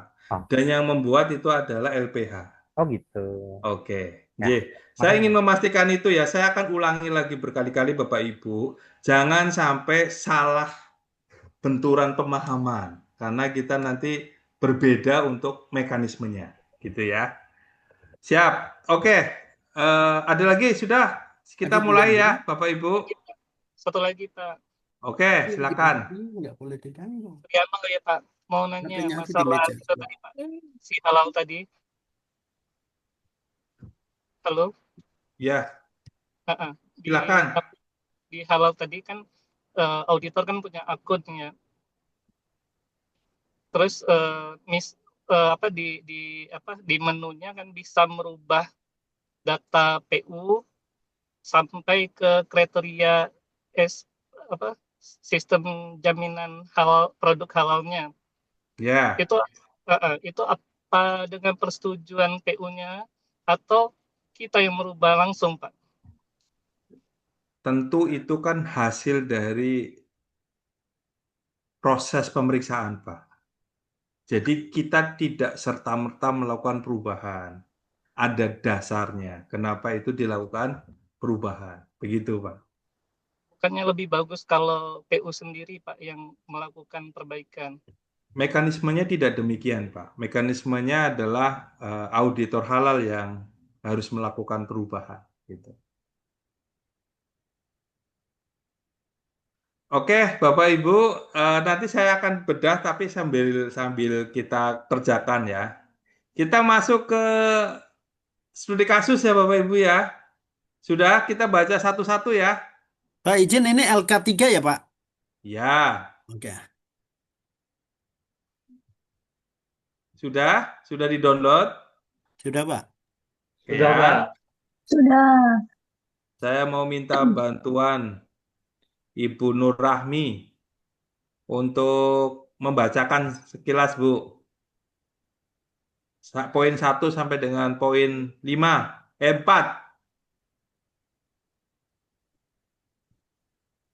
Izin Pak, boleh diulang? Tadi terputus suaranya. Ibu Rahmi membacakan dari poin 1 sampai 3. Apa temuannya? Ya, jadi berdasarkan contoh, temuan pertama dari hasil wawancara karyawan bagian penyajian atau pramusaji, ditemukan bahwa yang bersangkutan belum memperoleh sosialisasi implementasi SJPH dan tidak ditemukan poster kebijakan halal. Kemudian temuan yang kedua, dari hasil wawancara dan pemeriksaan dokumen di divisi HRD Tim Manajemen Halal Warung Makan Mendo belum melibatkan bagian produksi dan purchasing, dan pada dokumen belum ditemukan rincian tugas, wewenang, dan tanggung jawab dari masing-masing anggota tim manajemen halal pada SK Tim Manajemen Warung Makan Mendo. Dan temuan ketiga dari hasil pemeriksaan ditemukan bahwa daging sapi yang digunakan adalah daging impor dari Australia. Namun daftar bahan halal menyebutkan daging sapi yang digunakan dari produsen lokal. Oke. Selanjutnya saya minta bantuan Ibu Sausanil Afaf. Nah, Ibu lagi di kantor apa di mana nih? Ya, di kantor, Pak. Nah, ini kalau sekarang jam berapa, Bu, di sana? Jam 4.46. Oke, kantornya tutup jam berapa, Bu? Jam 4 sih, Pak. Udah. Oh ya, minta izin dulu, Bu. Minta izin dulu. Nanti saya takutnya pintunya kekunci, bisa nggak pulang. Nggih, aman, Pak. Kantornya yang punya beliau, Pak. Oh, iya, alhamdulillah aman ini kalau yang punya tuan rumah aman, Pak. Di kampus, Pak. Oke. Nah, di kampus. Iya. Saya pernah, Bu, saya ininya kekunci, Bu. Kantornya kekunci dari dalam. Ya, silakan Bu, baca nomor 4 sampai 6. Oke. Jadi ditemukan produk konsiasi atau produk titipan yang belum masuk dalam daftar bahan. Kemudian ditemukan juga dari hasil pemeriksaan ditemukan bahwa pelaku usaha menggunakan bahan angciu dan menggunakan kuas yang diragukan karena setelah dicek melalui uji coba bakar beraroma berasal dari bahan bulu hewan. Berapa? Kemudian ditemukan juga, kemudian belum ada tulisan dilarang membawa makanan atau minuman dari luar dan membawa hewan peliharaan. Oke. Ada yang minta bisa bantu untuk 7 sampai 9? Ibu Farida. Bu Farida bisa bantu, Bu Farida. Kedengeran nggak ya? Dengaran, Ibu. Oh iya, dari 7 sampai 9 ya, Pak? Ya. Oh, nomor 7, ditemukan sertifikat halal nomor 018BB untuk bahan daging kerbau tidak sesuai dengan daftar bahan pada manual SJPH. Nomor 8, belum terdapat SOP sesuai PPH terkait prosedur pemilihan bahan atau produk, pembelian bahan, pencucian fasilitas dan peralatan-peralatan, penyimpanan dan penanganan bahan atau produk, transportasi pengiriman makanan. Terakhir nomor 9, belum adanya SOP ketertelusuran dan bukti implementasinya. Oke, terima kasih. Yang terakhir, Bapak-bapak ini. Pak Algan. Pak Algan, silakan Pak Algan. Halo Pak, apakah suara saya terdengar? Kedengaran. Ya, untuk poin nomor 10, belum ditemukan daftar hadir audit internal dan berita acara pelaksanaan audit internal. Lalu poin 11, belum ditemukan follow up dari hasil kaji uji manajemen yang dilakukan. Oke. Baik, terima kasih. Ada lagi, Bapak Ibu? Cukup ya? Ji, baik.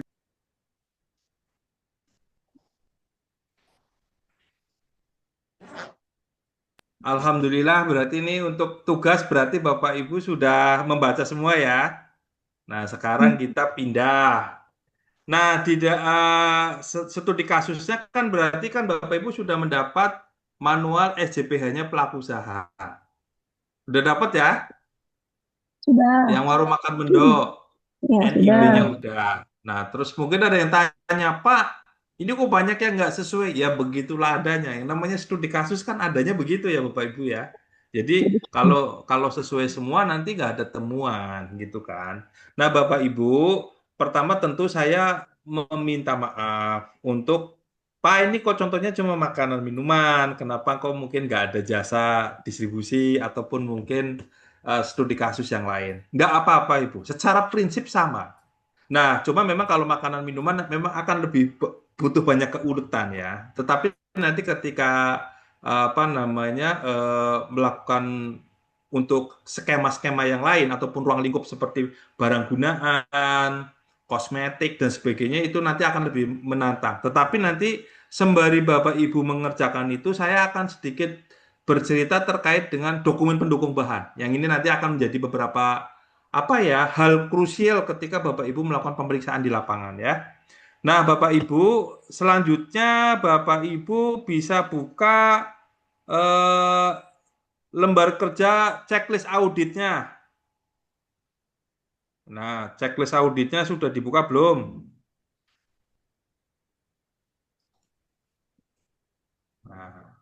Yang daftar bahan ya, Pak? Silakan. Ya, Bapak Ibu. Udah? Sudah. Checklist audit. Nah, ini kita mulai kerjakan bareng-bareng ya. Mulai kerjakan bareng-bareng ya. Ya, Pak. Ya. Kita mulai kerjakan bareng-bareng. Pertama adalah nama PU-nya apa, alamatnya apa, terus lokasi dan sebagainya. Ini biar datanya sesuai ya. Nah, kemudian ada yang tanya, Pak Aldo, untuk skema audit ataupun checklist audit ini apakah sama? Berbeda-beda, Bapak Ibu. Jadi setiap LPH itu punya standar, maksudnya bukan standar, punya bentuk format yang mungkin akan satu sama lain berbeda-beda. Itu yang pertama. Karena, kenapa demikian? Karena kan setiap LPH itu punya ruang lingkup pemeriksaan yang beda-beda. Contoh, misalkan ada LPH yang dia ruang lingkupnya makanan minuman, obat, kosmetik. Tapi ada LPH yang makanan minuman, barang gunaan, jasa. Ada LPH yang semua ruang lingkup ada.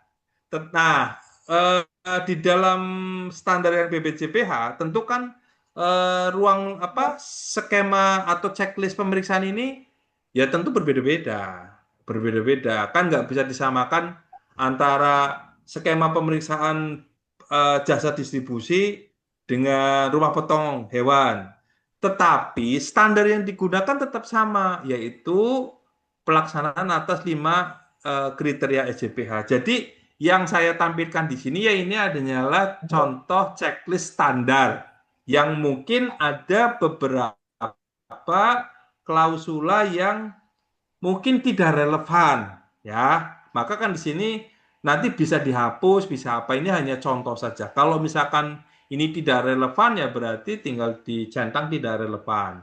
Nah, Bapak Ibu, yang pertama adalah kalau kita nanti setelah lengkap, Bapak Ibu kan nanti akan melapor checklist pemeriksaan ini berdasarkan pada saat Bapak Ibu keliling ya. Anggap aja kan sore ini kita keliling ke warung makan Mendo ya.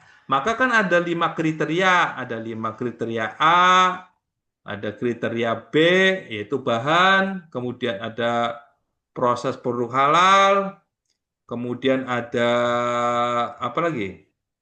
Produk, dan sampai dengan kriteria kelima. Nah, berdasarkan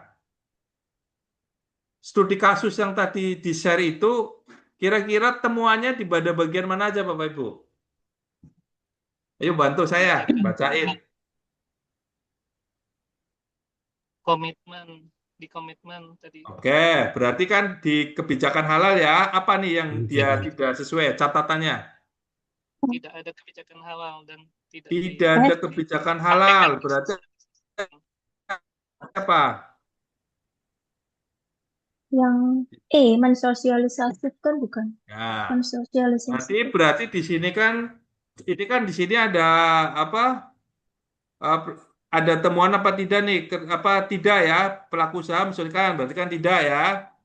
Terus di sini dituliskan tidak dilakukan sosialisasi kepada bukan ini. Tidak dilakukan sosialisasi kebijakan. Tidak, kalimatnya begini Bapak Ibu, tidak ditemukan bukti sosialisasi apa tadi? Kebijakan halal itu ya. Nah, Bapak Ibu tulisannya juga selengkap mungkin ya. Jadi biar ini. Kemudian temuan berikutnya apa? Yang terkait dengan kriteria pertama. Tim manajemen halal belum lengkap. Mohon maaf Ibu, saya agak sedikit hujan. Apakah suara saya terdengar apa tidak ini? Jelas Pak. Oke. Terdengar. Yang berikutnya apa tadi? Tim manajemen halal. Tim manajemen halal berarti masih di mana nih? Subkriteria berapa? Komitmen penyediaan sumber daya manusia, perbaikan, pelaku usaha menetapkan pelaku usaha memastikan semua personel. Mana nih? Semua personel Pak, ya betul. Yang C, ya. Pak. Yang C ya, mana sih? Yang C.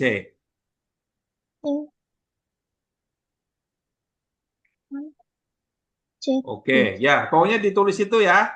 Karena saya biar Bapak Ibu bisa ada temuan, nanti ketidaksesuaiannya ditemukan di sini. Begitu ya Bapak Ibu ya. Ini checklistnya. Kemudian terkait bahan, ada nggak? Ada daging. Ada Pak. Bertiga. Bahan tidak berasal dari lokal, tidak berasal dari lokal. Nah, centang ya. Terus nanti keterangannya dituliskan di sini. Oke. Ya. Kemudian yang terkait dengan proses produk, tadi ada SOP ya. Tidak terdapat SOP, belum ditemukan bukti SOP apa gitu ya. Iya. Sambil dikerjakan ya Bapak Ibu ya. Pak, maaf, tanya TR itu apa Pak tadi? Ya, Tidak relevan. Tidak Tidak relevan. relevan ya. Oke.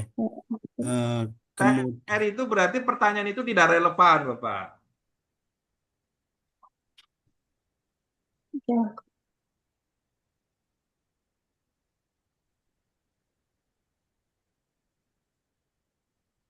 Sampai dengan kriteria kelima, temuannya apa nih Bapak Ibu?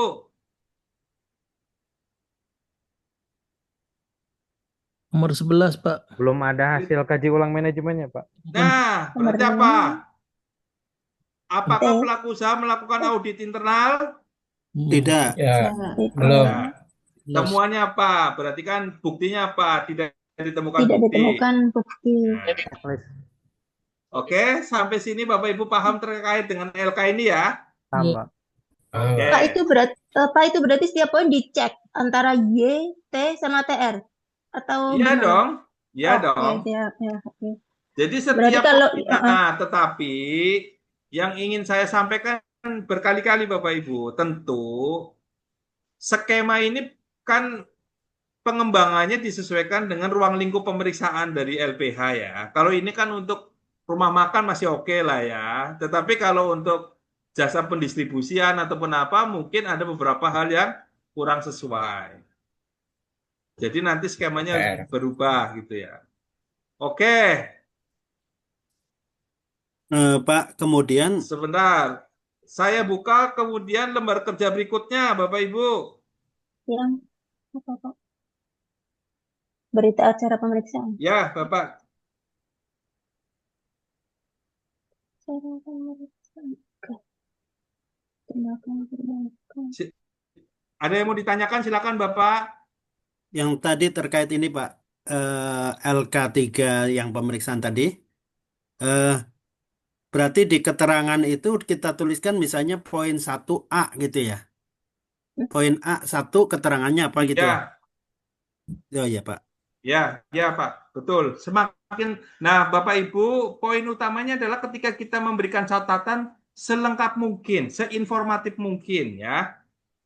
Nah kemudian ada pertanyaan, Pak, apakah itu ada scoring ataupun tiring ya? Tidak Ibu, kebetulan secara umum di sini hanya ya dan tidak, gitu aja. Jadi tidak ada tiring ya, begitu Ibu. Kemudian ada perbedaan tidak dan tidak relevan. Ini ya Bu Mida ya. Bu Mida mendengar suara saya? Bentar. Bu Mida dengar suara saya ya? Nah, Bapak Ibu, jadi contohnya kan misalkan kan ada checklist audit untuk rumah potong penyembelihan. Nah, di situ kan bisa jadi pertanyaannya adalah terkait dengan mekanisme proses persiapan hewan, proses penyembelihan, antemortem, postmortem, ya. Nah, ketika checklist itu ditanyakan kepada pelaku usaha dengan skema berbeda kan jadi tidak relevan. Nah, itu yang dimaksud dengan pertanyaan itu tidak relevan, begitu ya. Nah, kemudian kita masuk ke lembar kerja terkait dengan berita acara pemeriksaan, Bapak Ibu. Ya, Pak. Dibuka ya. Sudah, Pak. Ya. Sudah kelihatan belum Bapak Ibu? Sudah. Sudah. Berarti seperti biasa ya nanti diisi. Nah, berita acara ini juga berbeda-beda Bapak Ibu. Jadi ini hanya contoh yang mungkin bisa diadopsi ya. Oke, prinsipnya adalah berita acara ini adalah rangkuman dari checklist audit itu. Dituangkan agak kan kalau di checklist kan mungkin terlalu panjang kali ya dan sebagainya. Nah, dari hasil checklist audit itu dari hasil pemeriksaan dokumen, dari hasil pemeriksaan lapangan, dari hasil wawancara, bahkan mungkin pada satu titik kesimpulan ternyata dia harus dilakukan uji laboratorium, yaitu nanti dituangkan di dalam berita acara.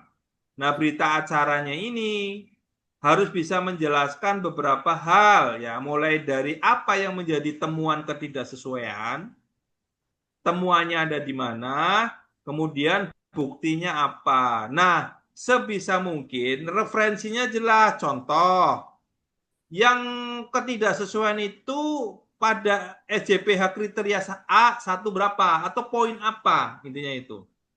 Nah, kenapa kok kadang-kadang begini Bapak Ibu? Karena agar pelaku usaha itu mudah. Oh, berarti saya belum melakukan ini. Terus kapan akan dilakukan tindakan perbaikan? Nah, biasanya kan diberikan waktu 5 hari kerja. Nah, kemudian yang berikutnya Bapak Ibu, ini juga mungkin perlu disesuaikan ya. Jadi, kan bisa jadi Bapak Ibu menggunakan Kepkaban nomor 77, 78. Nah, sebelumnya yang untuk Kepkaban dan SNI, apakah sudah di-share belum ya Bu di grup ya? Udah, Pak. Sudah, Pak. Udah, Pak. Yang SNI juga ya, udah ya? Yang 99002 ya, Pak?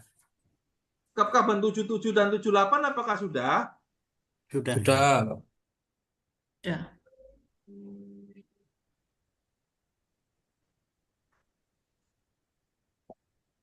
Oke, silakan dilengkapi ya. Jadi dari studi kasus itu kemudian nanti dituangkan.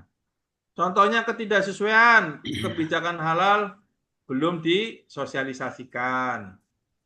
Lokasinya di mana? Di gudang. Wawancara, buktinya apa? Hasil wawancara dengan personel gudang. Kemudian apa belum ada apa tidak ditemukan bukti-bukti apa dan sebagainya. Nah, ini nanti dituliskan secara lengkap ya, sampai dengan semua aspek 5 kriteria itu, Bapak Ibu. Nah, jangan lupa nanti tetap harus ada tanda tangan ya, Bapak Ibu ya.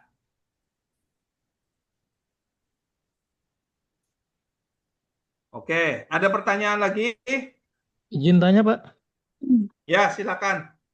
Ya, terkait ini, Pak, terkait penggunaan secara bersamaan standar audit lainnya yang terkait standar teknis, apakah penulisan temuannya itu digabungkan atau kita bikin format sendiri di bawah itu? Maksudnya gimana Pak? Saya boleh diulangi lagi? Ini kan kita mengacu kepada SJPH. Nah, Ya. dalam regulasi tadi itu juga misalnya ada regulasi teknis yang mengatur seperti misalnya di bidang kesehatan itu ada Permenkes yang mengatur cara pembuatan alat kesehatan yang halal. Nah, berarti ini kan regulasi yang bisa digabungkan dengan SJPA ini. Artinya ketika kita ngaudit itu bisa kita masukkan pertama standar ujinya ada SJPA, yang kedua adalah tadi Permenkes nomor 3 tahun 2024 tentang cara pembuatan alat kesehatan yang halal. Nah, apakah penulisannya digabungkan di dalam format ini atau kita bikin template sendiri di bawah itu untuk membedakan referensinya, Pak? Oke, baik. Jadi yang pertama adalah tentu ketika kita menggunakan preferensi standar yang digunakan, kita akan mengajunya ke SJPH. Nah, sepanjang standar lain, contohnya misalkan Permenkes, Alkes untuk yang sesuai dengan halal itu masih relevan atau berkaitan dengan standar SJPH, itu bisa digunakan. Artinya, nah kemudian digabungkan saja tidak apa-apa Pak, nggak masalah. Yang penting pelaku usaha itu akan memahami ketidaksesuaian itu pada standar yang apa. Terus kemudian dia juga memahami acuan apa yang dipakai. Begitu Pak. Digabungkan saja nggak apa-apa Pak. Kenapa? Clear. Ada yang lain Bapak Ibu? Saya mau nanya Pak, izin. Silakan, ada yang lain Bapak Ibu? Izin bertanya Pak.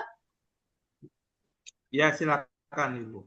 Ini kan besok kita mau OJT. Nah, misal kalau kita pakai yang checklist audit SJPH yang LK3 itu apakah boleh, Pak? Atau kita bikin template sendiri? Waktu OJT itu loh, Pak. Oh, boleh. Silakan Ibu. Oh, oke. Gunakan aja. Oke. Digunakan Oke, aja. siap. Tapi nanti pada saat OJT sudah ada lembarnya Ibu. Nggak usah Oh, khawatir. oke. Oh, gitu. Siap. Ya. Makasih. Ya. Oke, saya coba sebelum itu sambil Bapak Ibu ngerjain ya. Saya coba mereview pertanyaan-pertanyaan yang pertama. Ya, yang pertama tuh yang tadi dengan Pak Wildan ya, Pak. Pak, sebelum ini izin Eh, kalau ngerjainnya nanti boleh ya Pak? Biar saya boleh fokus Pak, mendengarkan. boleh. Tapi yang penting jangan mengganggu waktu ngopi di rumah. Iya, biar fokus dengerin Ya, Bapak nanti. terus bagi ibu-ibu jangan mengganggu waktu masak untuk keluarga. Jangan mengganggu waktu untuk ngajarin ngaji anak-anak. Kan bahaya ini. Ya. Jadi nanti kalau besok kok belum diupload? Ya Pak, saya sibuk ada pertemuan RT. Ah, ini jadi repot ya. Jadi kalau menurut saya sambil kerjain aja nih. Ini kecuali kalau Pak Triano kayaknya sambil nyupir ya Pak ya. Kantornya udah tutup, Pak. Oh, kantornya udah tutup. Berarti ini Bapak di pinggir tol atau di pinggir mana nih Pak? Oke, nggak apa-apa. Yang penting Bapak Ibu udah memahami ya. Silakan ada yang mau ditanyakan lagi Bapak Ibu. Mohon Nah, ini, Pak, ya. masalah tadi berita acara pemeriksaan tadi, itu yang tanda tangan penyelia halalnya ya Pak, bukan Ya, penyelia auditor halalnya, SJPH. penyelia halalnya. Bukan pemilik itu usahanya Pak. Ya, pada saat itu kan penyelia halal itu mewakili perusahaan Bapak Ibu. Karena dia diberikan tugas untuk memberikan pendampingan proses ya.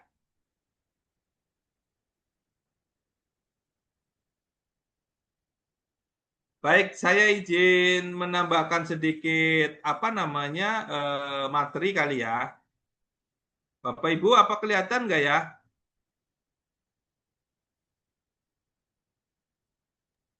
Kelihatan Pak. Terlihat, Pak. Terlihat, Pak. Jadi saya coba akan mengulang lagi karena waktu mungkin tidak panjang ya. Tapi inginnya poinnya adalah Bapak Ibu tidak terlewat. Jadi pada saat proses pertemuan pembukaan itu, yang pertama adalah Bapak Ibu harus memperkenalkan diri. Kemudian menjelaskan tujuan audit dan nanti Bapak Ibu bisa jelaskan lebih awal ya. Jadi apakah ini audit awal, apakah ini audit lanjutan, kemudian tujuan audit adalah membuktikan, mencari bukti terkait dengan pelaksanaan implementasi SJPH. Jadi bukan mencari kelemahan. Nah, kemudian Bapak Ibu juga menjelaskan ruang lingkup. Ya, ruang lingkup apa saja di situ Bapak Ibu di dalam proses pemeriksaan ini harus bisa menjelaskan terkait dengan ruang lingkup yang terkait dengan implementasi SJPH. Kenapa ini penting Bapak Ibu? Kenapa ini penting? Pada saat pembukaan ini, kalau Ibu Bapak tidak menjelaskan ruang lingkup ini, saya khawatir pelaku usaha tidak mempersiapkan.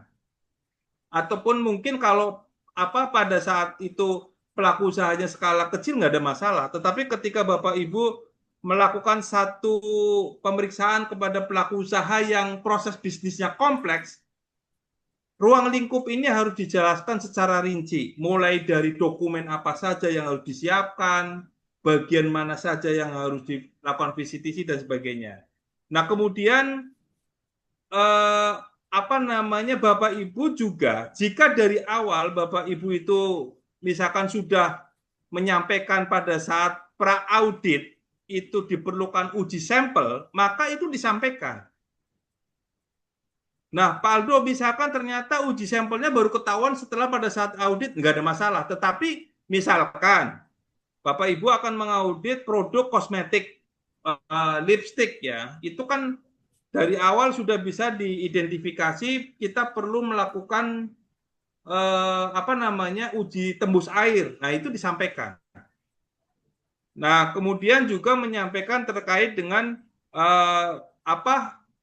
borang auditnya dijelaskan dan sebagainya, itu nggak ada masalah. Artinya semakin banyak pelaku usaha itu memahami tujuan dari agenda pemeriksaan ini di depan, itu semakin bagus.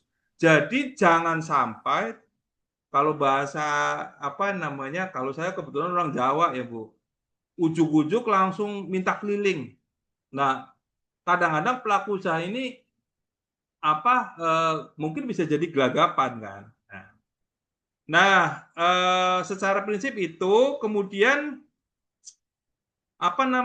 yang pada saat pemeriksaan ya, berarti kan Bapak Ibu nanti sudah mulai melakukan pemeriksaan dokumen-dokumen bahan. Nah, mungkin ada yang tanya, Pak Aldo, bukannya pemeriksaan dokumen-dokumen bahan itu sudah dilakukan pada saat on desk, misalkan kan begitu. Ada yang bertanya begitu nggak? Apakah itu perlu dilakukan lagi pada saat pemeriksaan? Boleh-boleh saja. Itu kan lebih untuk memastikan, karena bisa jadi beberapa informasi itu tidak jelas ketika itu dilakukan di pra-audit. Mungkin ada beberapa dokumen gambar yang mungkin nggak jelas dan sebagainya, itu bisa dikonfirmasi ulang pada saat pemeriksaan di lapangan. Nah, tentu salah satu yang mungkin selain 5 kriteria secara utuh, ada salah satu yang mungkin Bapak Ibu akan bahasanya itu akan lebih detail, yaitu terkait dengan bahan.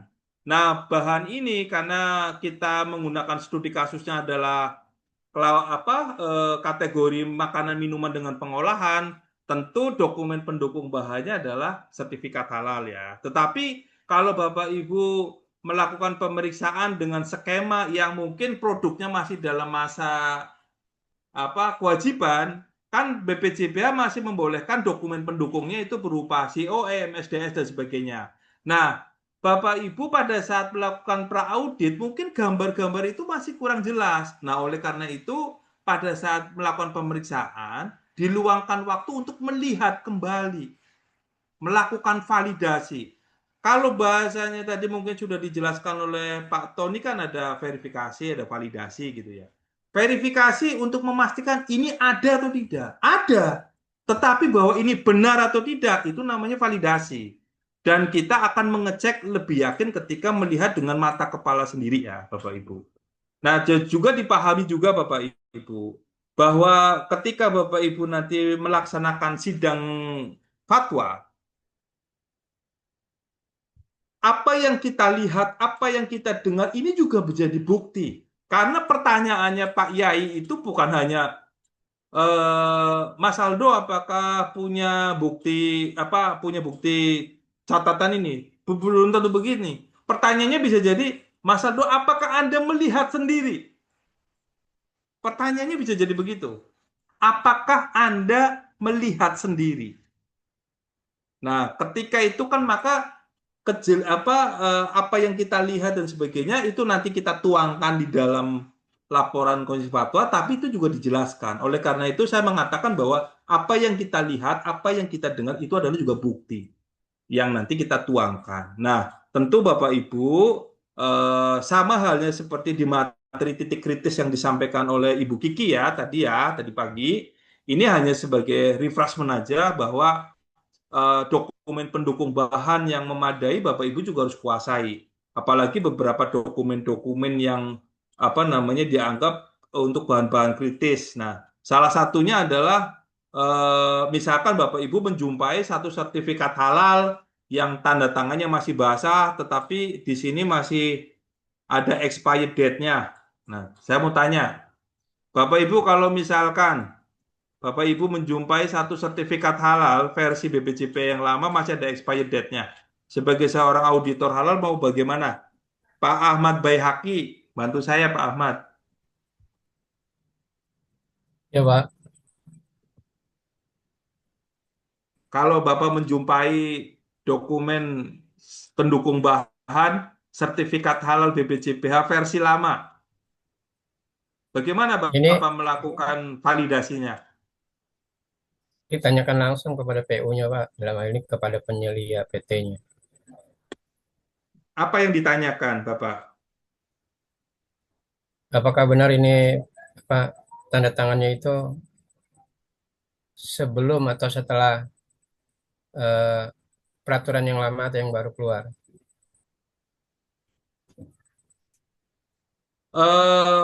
Oke.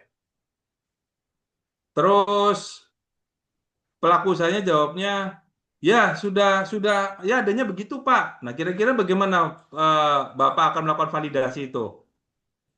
Tanya Pak, kriteria apa sistem jaminan produk halalnya masih seperti pas audit atau ada perubahan?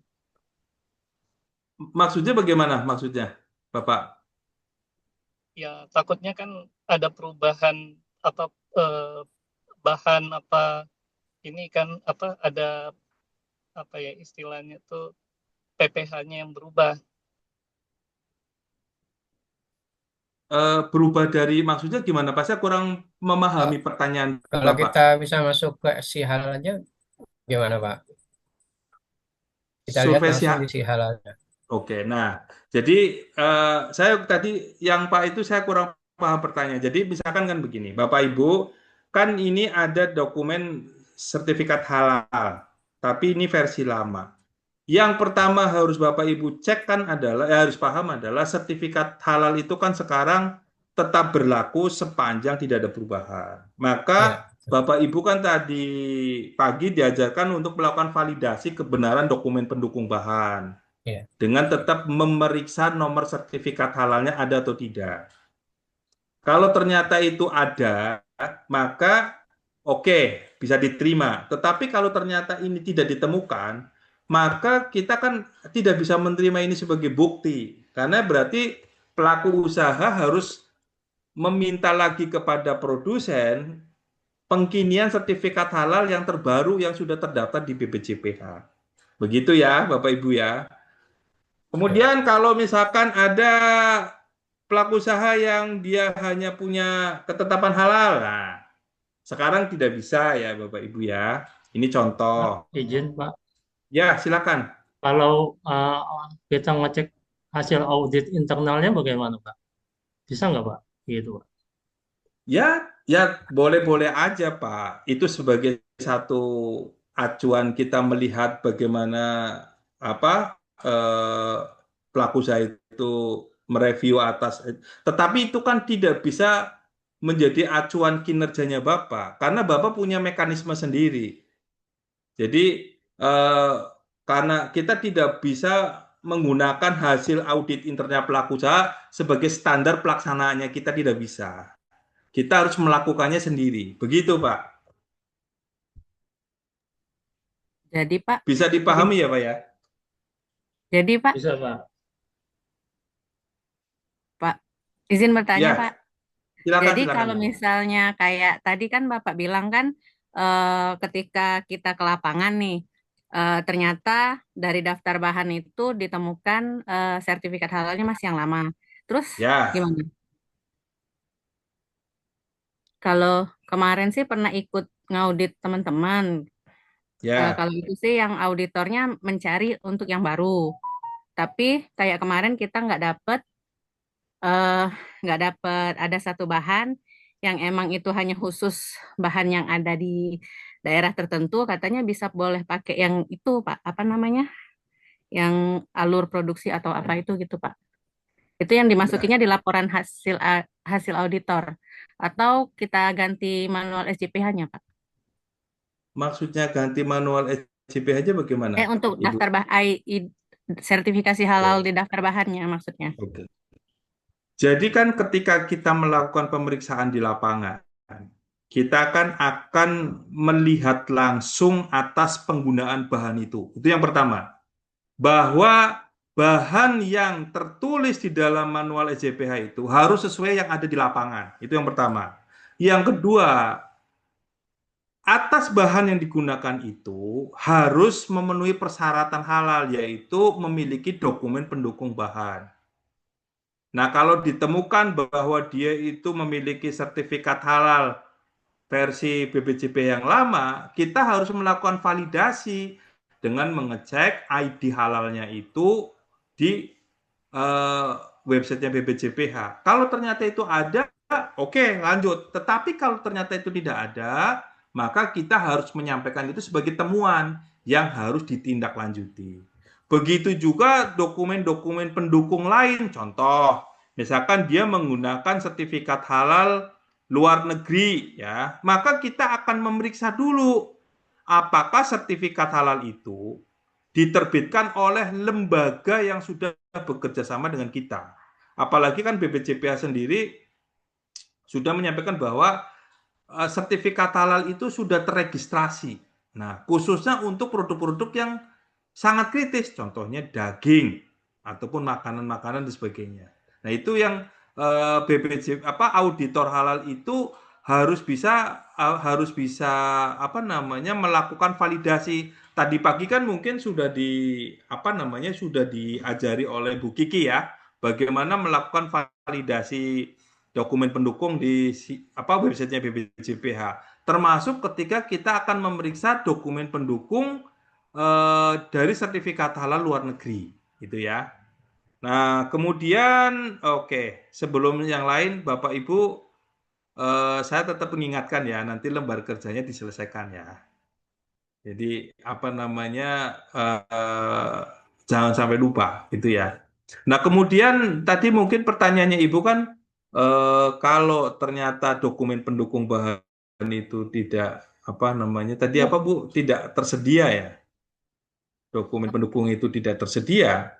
Ya jelas itu jadi temuan ketidaksesuaian. Dan itu nanti disampaikan dalam berita acara. Gimana Ibu? Soalnya kan kayak itu kan ada bahan yang emang tidak bisa tidak ada pengganti. Kayak saya kan kebetulan dari Palembang ya Pak ya, kan ada salah satu bahan pokok untuk pembuat bukan bahan pendamping untuk pembuatan tewan itu kan dia dikasih bihun. Bihun itu kan memang hanya diproduksi di Sumatera Selatan. Maksudnya bihun yang dia gunakan itu kan yang dipakai secara itu yang itu, tapi tidak memiliki sertifikat halal yang baru. Jadi kemarin itu akhirnya kan tadi juga nanya sama pemateri sebelumnya bahwa itu boleh katanya dipergunakan, tapi nanti pas ininya pakai alur produksi atau yang itu tadi Pak. Oke. Jadi yang pertama jawabannya adalah begini Bapak Ibu. Sebelum Bapak Ibu memutuskan boleh dengan diagram alur, maka kan kita akan melihat dulu ini bahan bagaimana dengan apakah ini masuk bahan-bahan yang digunakan dalam membuat bahan itu masuk dalam bahan kritis apa tidak. Kalau misalkan ternyata yang digunakan adalah bahan yang sangat kritis, maka tidak ada opsi untuk diagram alir itu.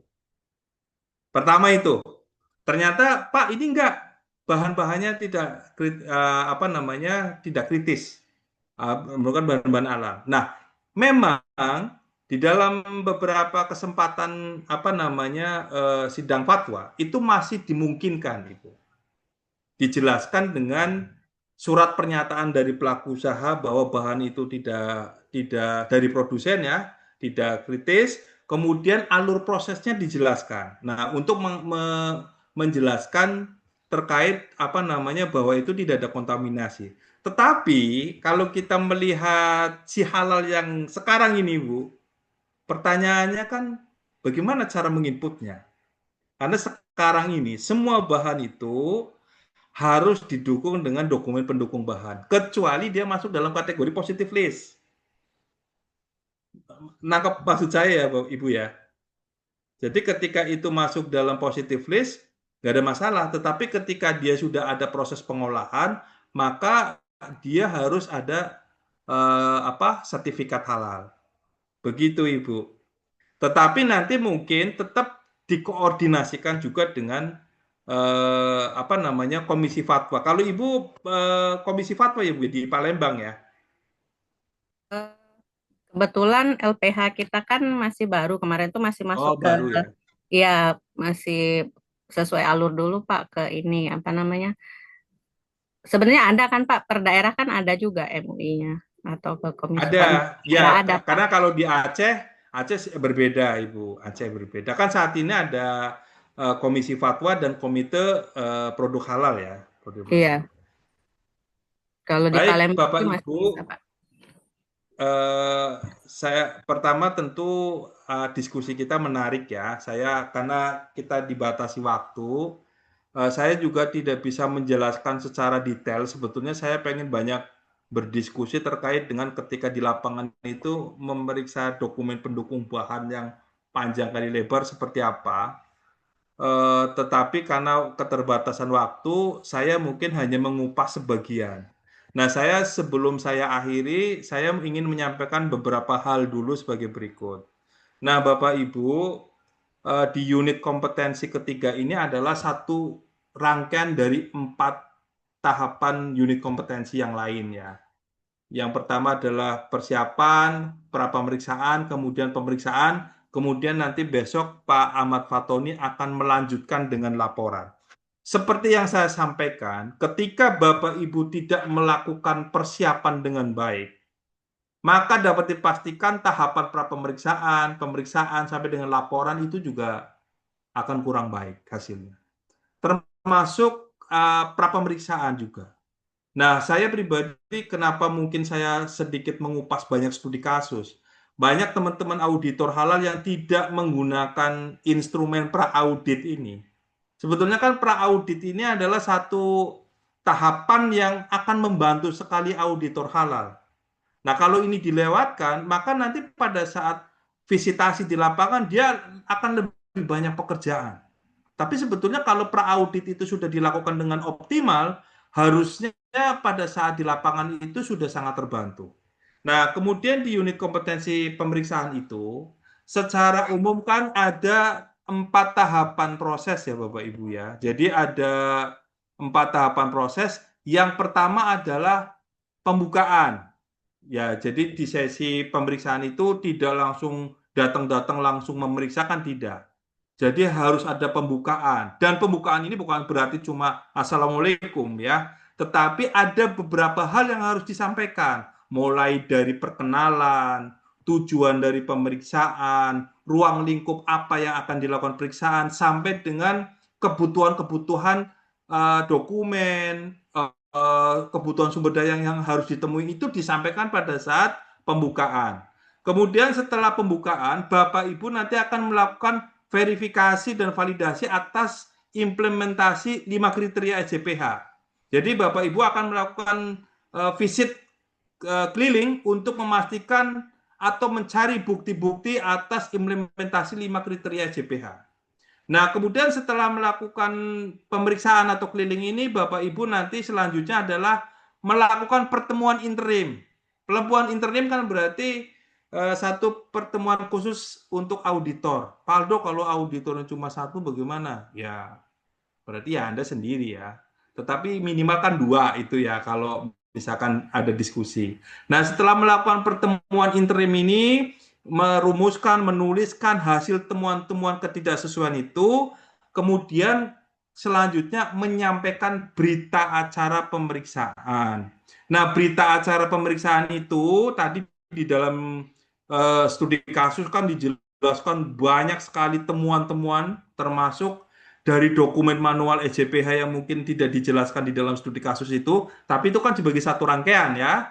Nah, Bapak Ibu harus bisa menjelaskan apa saja yang harus dijadikan penjelasan di situ. Yang pertama adalah ketidaksesuaiannya apa, lokasinya di mana, kemudian referensinya, standar yang digunakan apa. Nah, itu kemudian disampaikan kepada pelaku usaha. Kemudian nanti dibuat satu kesepakatan berapa hari atas temuan-temuan itu dapat dipenuhi. Nah, biasanya itu 5 hari kerja, Bapak Ibu. Nah, kemudian setelah itu selesai, maka Bapak Ibu nanti bisa pulang ya sebagai. Nah, kemudian di unit kompetensi ini berarti kan Bapak Ibu nanti akan mengupload 2 lembar kerja.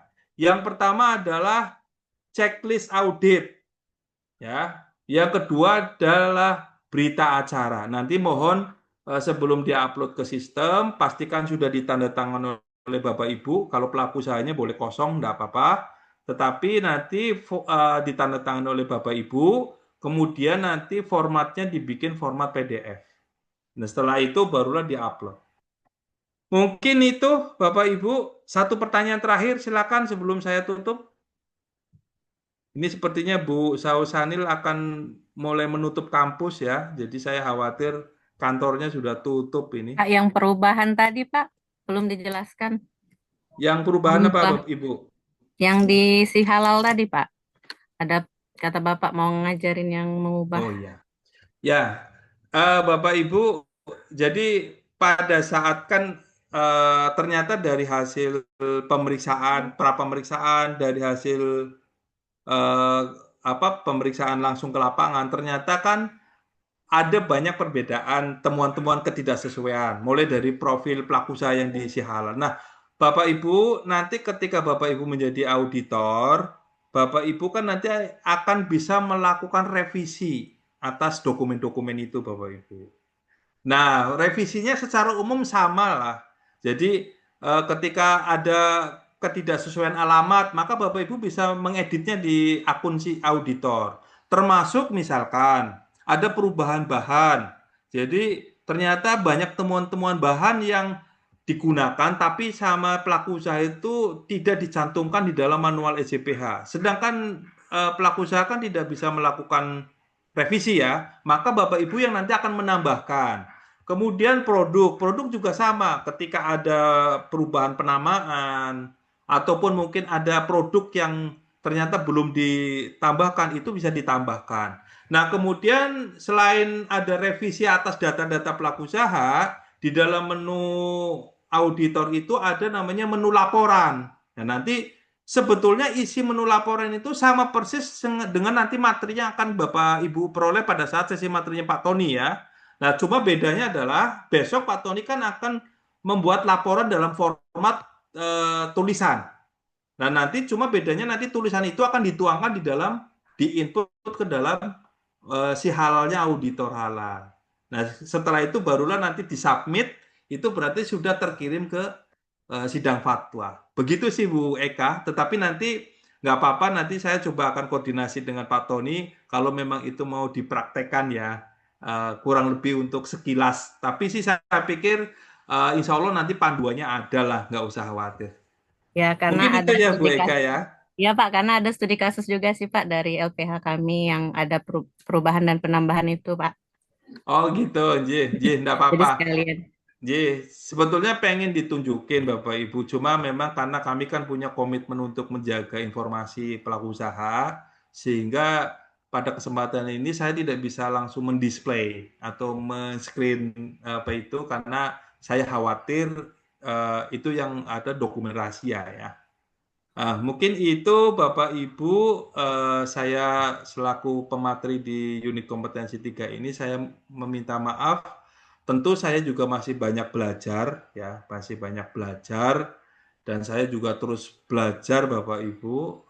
Nanti jika misalkan Bapak Ibu ada hal-hal yang harus dikonfirmasikan ke saya bisa WA. Saya mengucapkan terima kasih. Dan saya izin untuk mengakhiri. Assalamualaikum warahmatullahi wabarakatuh. Waalaikumsalam.